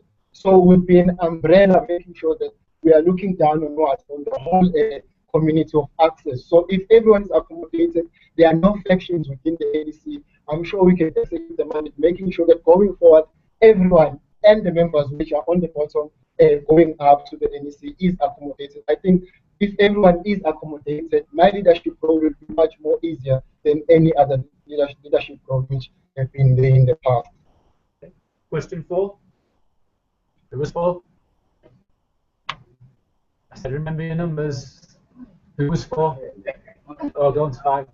Thank you very much, Nancy. That was informative and well. Good morning. See this bar here? See, when you speak, it goes to the end. You want to make it go to the end. No. No. Okay. That was well presented information, and I would love to say a few words. Like it was my first time, I think, if I'm not mistaken, last year to hear about the ex officio and all that. Maybe you can try and explain that. What is how is that? How do ex officio working with you see? I don't know, but just explain the term ex officio and how is it working.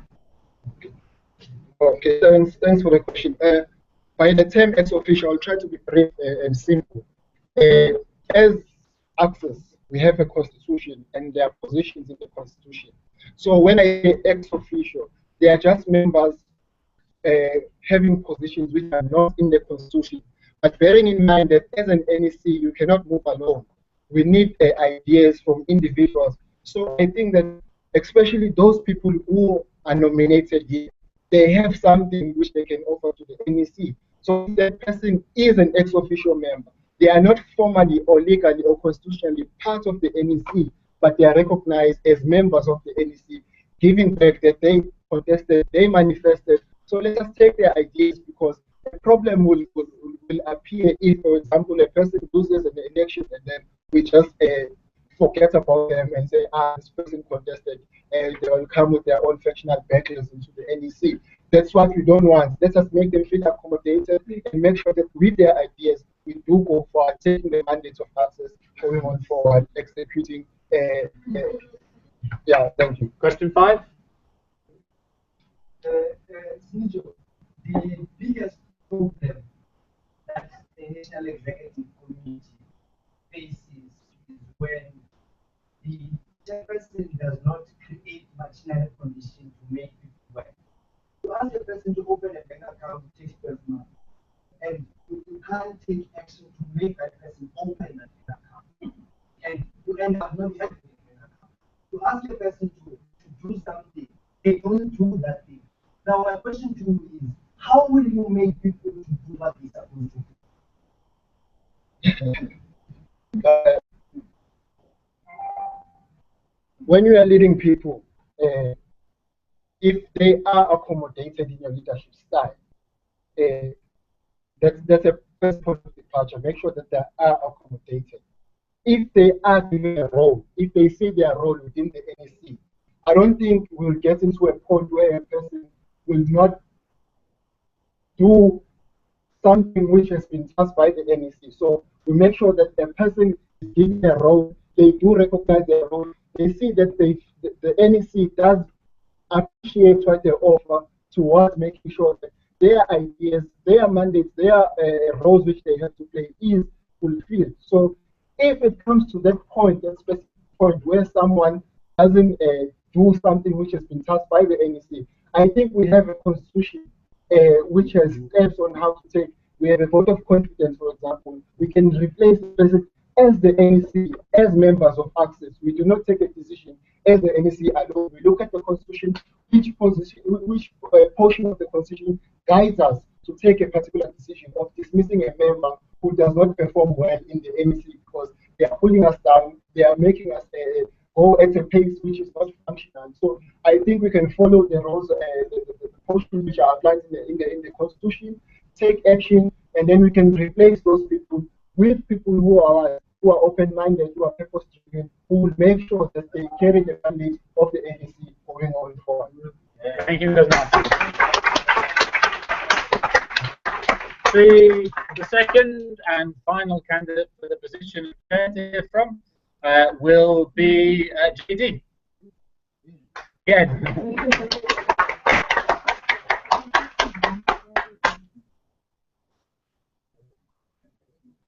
Hello guys. Hi. James Donald Namono. What JD for chairperson? It's getting hotter now. All right, guys. My dream is to see ACCESS very big. You're making noise. Yeah, I'm trying to. You can speak when I'm the VIP now. So listen to me. I heard that from Peter. Yeah. Okay, my dream is to see ACCESS like that big organization, not like this small organization with 2,100 likes on Facebook. We want ACCESS to give 80,000, 100,000, 1 million likes. I was posting this on Facebook and I think I got 100 likes for this, which means you guys, you want ACCESS to be big, right? So what was my first step? With international, we have to look for international representatives, right? Why do we need these people? They help us distribute information about our ACCESS. See, let me tell you something. There is a program is based in Holland called FIREC. It's Vrije University International Research and Consulting. I spoke to the guy, like the guy, the top guy who's responsible for that project. I talked about this ACCESS. You know, they normally send students here like every year, like 3-4 hours. Actually, part of the program in Holland. So they normally send students here to do like this project. So I told them that, okay, I'm doing this ACCESS thing. So is it possible for you to bring some of your students here so that they will do whatever the community engagement they do under ACCESS? And they'll say, brilliant, this is a good idea. And here's links with the Royal Dutch Embassy so we can get more funding. And the more funding we get, the more we grow. Right. Then secondly, in the institutions, we want to make sure that in each and every university, ACCESS is recognized as a registered extracurricular activity. See, like for instance, at Forte, if things go well, in the next coming few weeks, we'll be registered. And once we get registered, we'll be entitled to an annual budget. So, if I'm voted as chairperson, I'll make sure that I'll talk to these guys in different provinces to go and motivate, to go and sit with judges, to go and sit with people there so that our ACCESS become a recognized program within the university. And you all know the benefits. They will get money, just like SRC. You know, SRC get a lot of money. So if ACCESS become registered, we'll get a lot of money. Then another thing, around March, April, I'm going to Zimbabwe. I'm from Zimbabwe, by the way. I'm going to Zimbabwe, and I'm going to talk to two universities of Science and Technology. There's NAST, National University of Science and Technology, and Bindura University of Science and Technology. I'll tell them about us. You see how big the dream is, or you see where we are going with this access, right? And then another thing, communication. I'll make sure that communication is flawless when I voted as the chairperson. Like I told you before, I'll be responsible. I'll call people, and I'll use different styles of leadership. I can be a democratic leader, and I can also be a dictator, like Hitler. Right. And another thing, have you ever noticed that we don't have newsletters in Access? Like, it's actually cheaper and it's easy to make the newsletters. We can hear, different provinces can make newsletters. We'll combine it, we'll make it one, then we'll distribute it visually. And if we have money, we can distribute it in hard copies. So I have too many property, but I have too many of these. But due to time, I can't speak up everything in 3 minutes time. But I have a novel, a book of.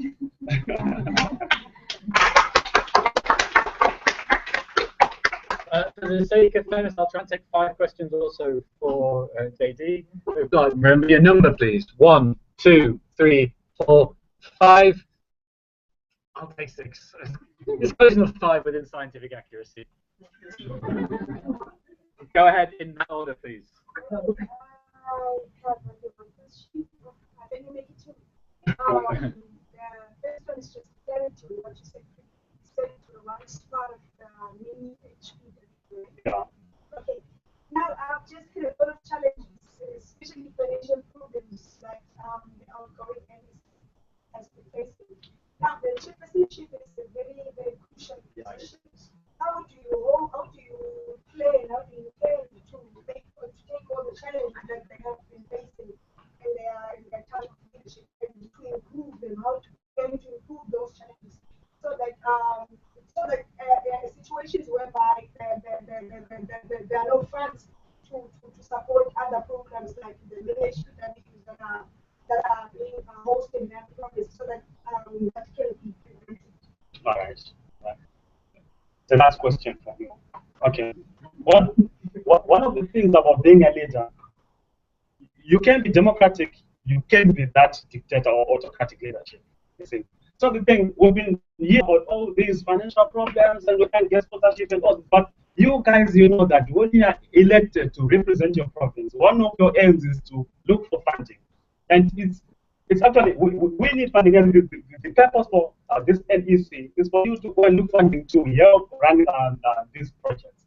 You see, when you guys, most of you were not here, were never addressed as yesterday here. You know, in organizing this, what they call corporate social responsibility, they have in their budget, hello, yeah, in their budget, in their budget they have certain funds for such projects. So I'll make sure that I'll talk to the representative in that particular province to go and look for the company so that you go and present the proposal, which you won't make alone, but as a group. Then you go and present proposal, and then we look for funding. So that's one of the ways. Yeah. Thank you very much for your speech. I have one question. How will you deal with the issue of transition between the NEC, and also how will you All right. You see what happens when I'm elected as the chairperson. There's what you call handover and takeover. They'll tell us what they have been doing, and then I'll analyze that and see, okay, it went this way because things were done like this. If we do it this way, maybe we'll improve this problem. Then in terms of unit, guys, I'll be a leader. I told you, I can be a dictator, like telling you that when you're not cooperative, I think it's time you stop now. But that way, yeah, it works. It works. But there are people who don't want to be told like in that polite manner. You have to instill force. So I'm that kind of a leader. But I'm very friendly. See, like you going there like 3 times now. Yeah. You know, like before you accept the position, you need to sit down and think about the position that you accepted. Yeah. Then vote for me to be a provincial rep. What are the responsibilities? What are the challenges? And think of all those things. What am I bringing to the table? What am I going to do to the associate for I'm not sure if you sat down for all the three and you have planned for all the three and you have ideas and programs that you are implementing for all three positions. So can you just tell me, since you've accepted all three, which one is of utmost importance to you and why? And secondly, why would you accept all three or you could have planned properly for one? All right. People nominated me to represent them in these positions, right? And I accepted. Why? Because I don't want to let my people down. If you vote for me, like you say, I want you to be the treasurer. And I say, people nominate me, and I'll refuse. And another post, I refuse. And the third one, I'll refuse. And I have plans for all these three, and I'll tell you one that I choose on the inauguration. And I'll tell you the reasons, not now. Yeah. Of which I have the qualities for all these positions. Yeah. Because I tell you that I know vote for me in this. It shows that I'm not organized because I accepted the three. So I'm very organized. I accepted them. Next. Number 4.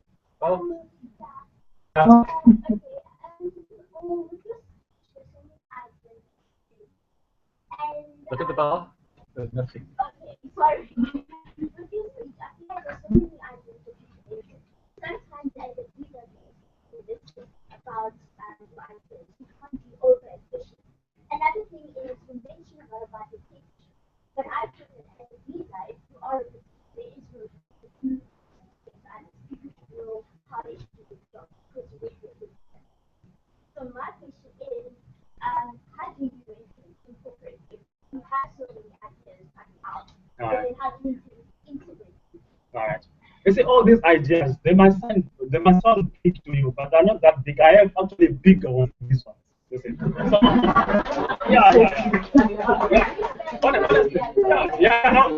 I'm being serious with you. I'm being serious with you. And these things are on the book and things are going well. Right. Then in terms of leadership, let me tell you. You know, that's why there's that autocratic type of leadership. That's why, because there are always those people who don't really get you when you try to be democratic.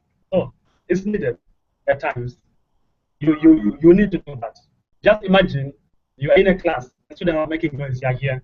And you're like, students don't make noise. You say, keep quiet up here. You do that, that's autocracy. You see. So there are times when you need to do that. No.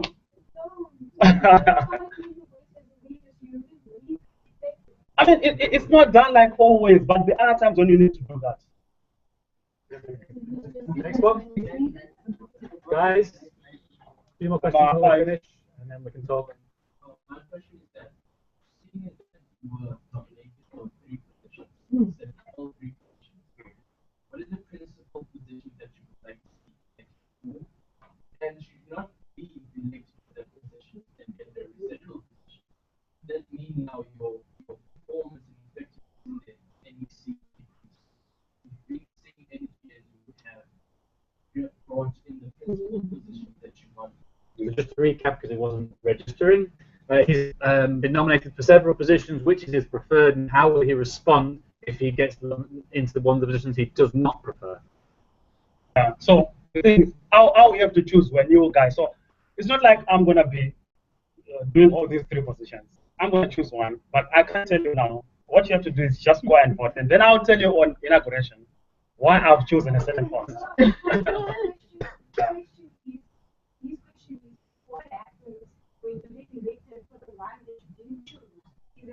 that mean that you are going to have that same energy, that same recycling to that position? That I didn't choose. Yeah. Sorry, I don't get the question. I didn't accept. If you get to the less favourite position, out of those 3 in your head, you must have an order of which you prefer and which you don't. And the question is, will you still be able to perform if you get the one that's number 3 on the list? Come on, guys, I accepted this. We actually received email that will you accept this? And yeah. And I accepted that, which means I like them equally. Guys, it's a true politician, at least. Next question, we need to finish, please. Can you speak up? I can hear you, but the people online won't be able to. You shout or come to the front. Either. Now my homeboy wants to kill me.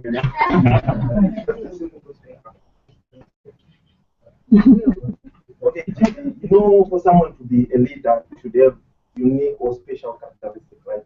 So I just want you to tell people what makes you an individual who is outstanding among the rest of people. Yeah. What you think? Yeah, even if you can describe it in a few words, 3, 4, 5 words. In words, I'm simply awesome, outgoing, strict, yeah, awesome.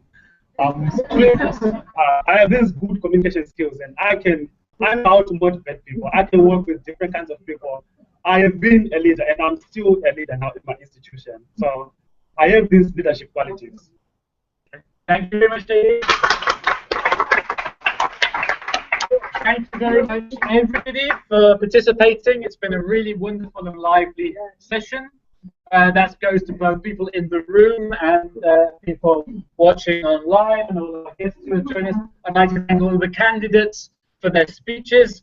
I'd like to encourage those that are in the room to carry the conversations going over lunch. And I will now open up the voting. There will be instructions to vote both on our Facebook page, on Twitter, and I will leave them up on screen in the broadcast, which will remain on. In approximately 45 minutes' time, we will announce the results here live online, so this broadcast will carry on. And for those interested in the results, at 1:45, we will announce the results, which gives you 45 minutes to ask your questions and cast your vote, and of course, eat your lunch. Thank you very much, ladies and gentlemen. Thank you.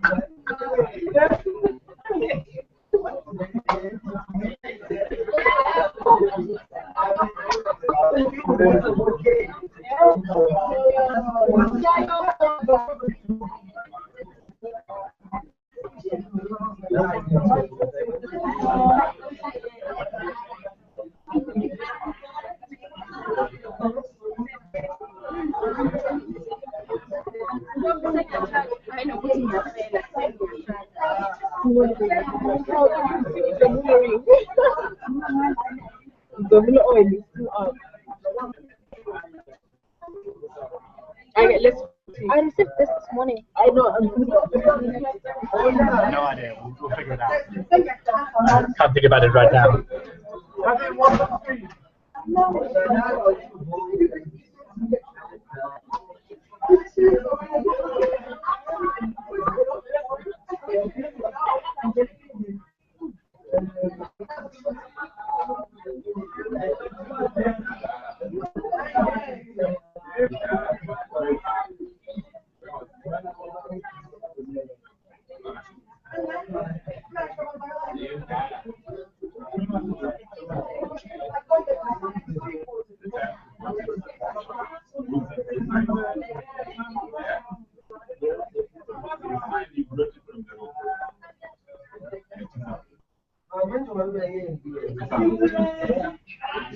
The links are also on Facebook.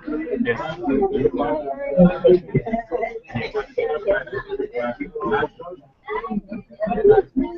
Write down yourself. It's that next one on the screen there. Are you still online? Yes. And because you fill in the I don't know. Thank you so much. I don't think so. No, I don't remember seeing it. Thank you. Let's take the next number. Okay, well, just I lost mine. We promise you're not voting twice. They will swear on ACCESS Live. Then you can figure out what number. If the other number also is voted, then you can see, you know. Deliberately? Yes. Yes. Okay. You can't both take the top one. So yes. Who's taking the top one? I'll take the bottom one. The second one. Then. Okay. Thank you. The camera's off. The camera's off, they're just seeing the photos. Okay, but the sound is on. The sound is on. Also the Facebook page. How are we doing on time? Fine, I think. Yeah, done.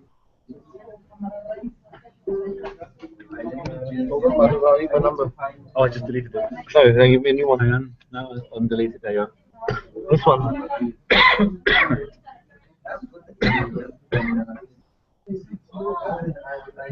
Yeah, you can delete it. Cool. But don't take the whole pad.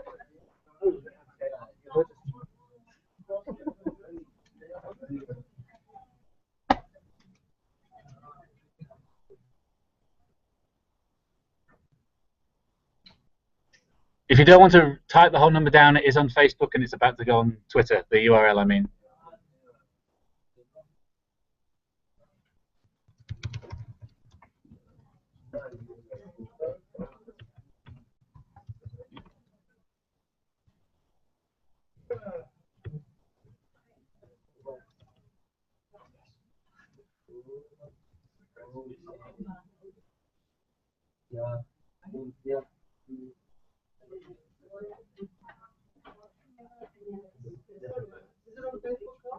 Yes.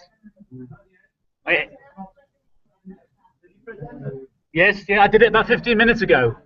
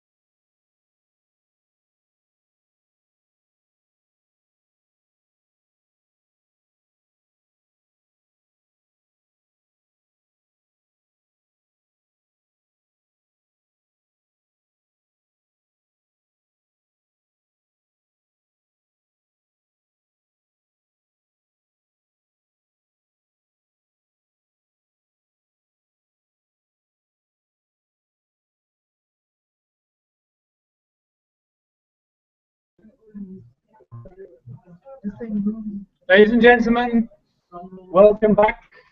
Thank you ever so much to everybody once again for taking part in the hustings this morning. I think we had an excellent discussion. It was nice hearing from all the candidates. I'm going to read the results now, and I will invite the winning candidate in each case to come up and either accept or not accept the position. I can ask the candidates, you are allowed to say a few words, and crying is probably a bit lame. It's only an NEC position. You don't need to thank your mother, we all know this already, but you are allowed a few words. You must say something, but bear in mind we don't have long, so it's an even less than your first 2 minutes speech. I will read the results out on the order that they appear on my page, and then I will confirm who the winner is in each category. And I told you at the start, I'm just refreshing to get the final few votes in. As indicated at the start, we will start with the higher positions because people, if they accept the higher positions, are less likely to then want the other ones, and we can resolve those more quickly. So we are straight into the lead role, the nominations for the NEC chair. The results from the NEC chair: Ntanden Kosi Moyo, 2 votes. Naimono James Donald, 29 votes. Caesar Kelly Sabanda, 10 votes. Albert Bohr, 3 votes. And Kozinati Zulu, 35 votes. And Kozinati Zulu, you're duly elected.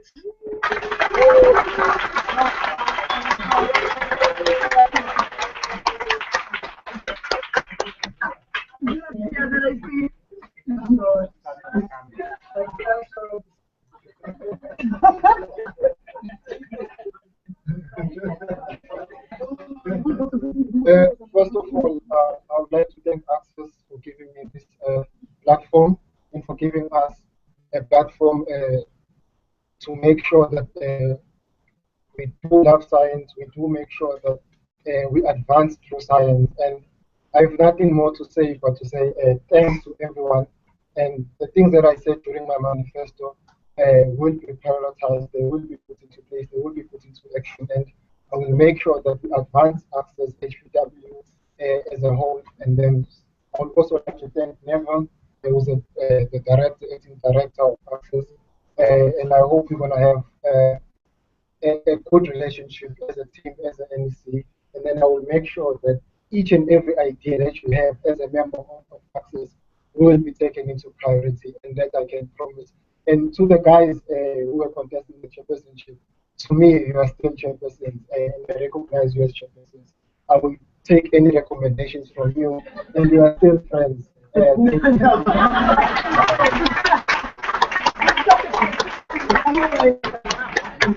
you, Kozinati. Rindani, do you have something to write with? Or does somebody have a pen for the book? Can we just write down who accepts so we can keep track of it somewhere? On the board is fine, or on a piece of paper. Rindani, a paper, a board pen.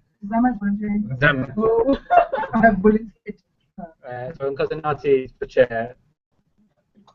The second position is the NEC treasurer. I have to say that both these were incredibly close. I'll read them once again in the order that they appear on the page. Naimono James Donald, 22 votes. Pumlani Zwane, 3 votes. Oko Sochonge, 2 votes. Sizo Sibanda, 12 votes. Basanda Nandlazi, 31 votes. Basanda Nandlazi is elected treasurer.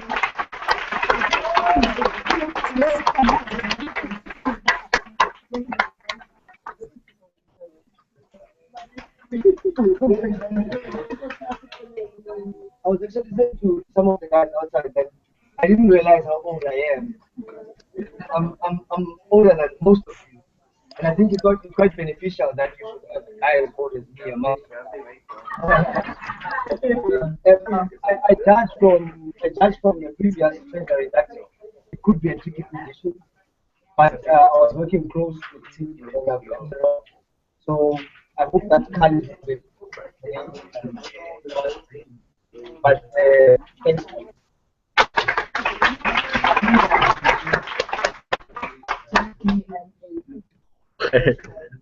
on the spelling. The spelling is also important. The next position is the NEC Secretary, also a very important position. Once again, in the order that is on the page. Zulani Chak, 26 votes. Jolene Boyson, 2 votes. Tulisa Mglube, 4 votes. Mendy Shozi, 37 votes. Mendy is duly elected.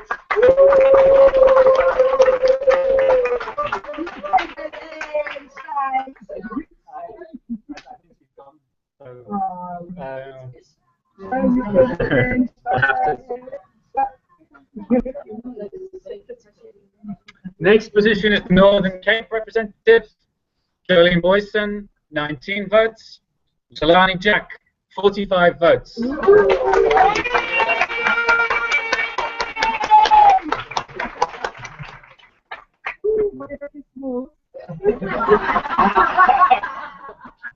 I would actually like to say, even though he's not here, Nicholas, he's the one who initially told me that to apply for ACCESS in the first place last year. I would like to thank him. I would like to thank ACCESS and HPW17 for just accepting me in the family. And also Nati. He also was suppressing me to keep on applying for these positions. I just want to thank him for being a good friend. So thank you.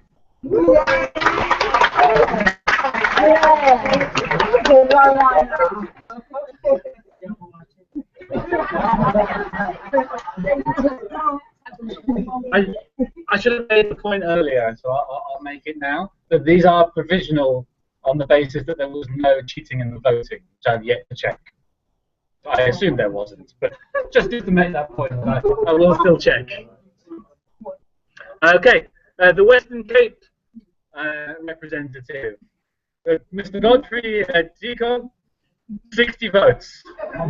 Please reopen nominations. 4 votes. Godfrey is duly elected in his absence.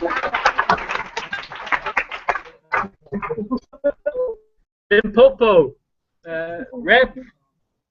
Tabelo Ricardo Munyai, 9 votes. Giovanni Remova, 45 votes. Nicholas, 2 votes. Tulisa Mglube, 13 votes. Giovanni is...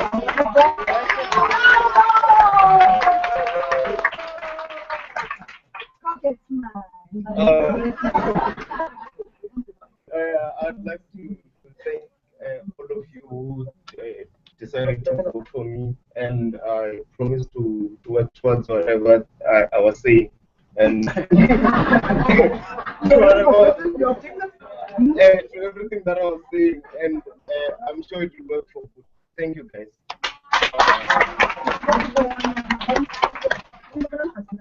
Northwest Province. We have open nominations. No votes. Obile, 52 votes. Obile is duly elected in her absence.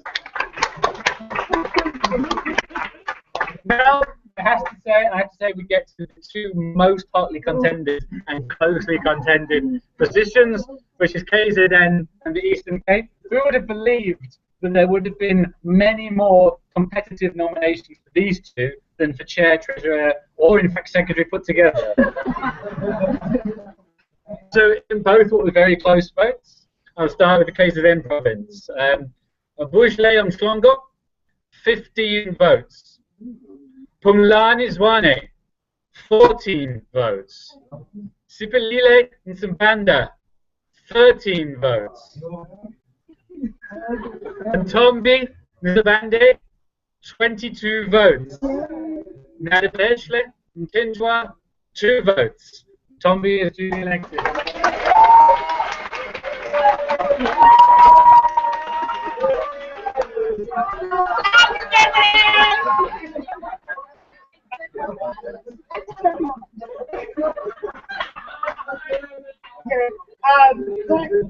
Thank you guys for me. Yeah, and I promise to try and actually achieve my objectives that I have and work better with my people who are working with on the PAC and the NEC. Thank you guys. That's enough. And then last but not least, the Eastern Cape representative, once again very closely contested. And Tandon Coste Moyo, 4 votes. And Naimono James Donald, 23 votes. Zanele Kalelo, 10 votes. Sibulele Sigashe, 21 votes. Sarah Mura Larkin, 15 votes. So you just check again, Jane D is elected.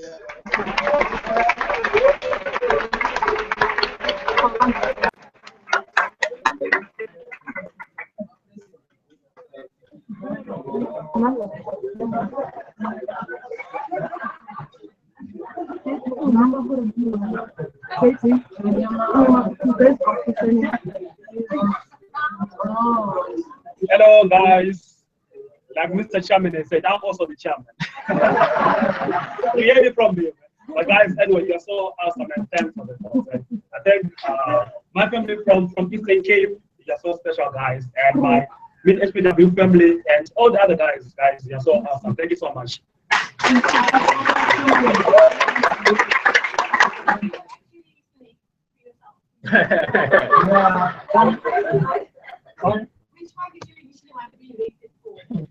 That is what I want.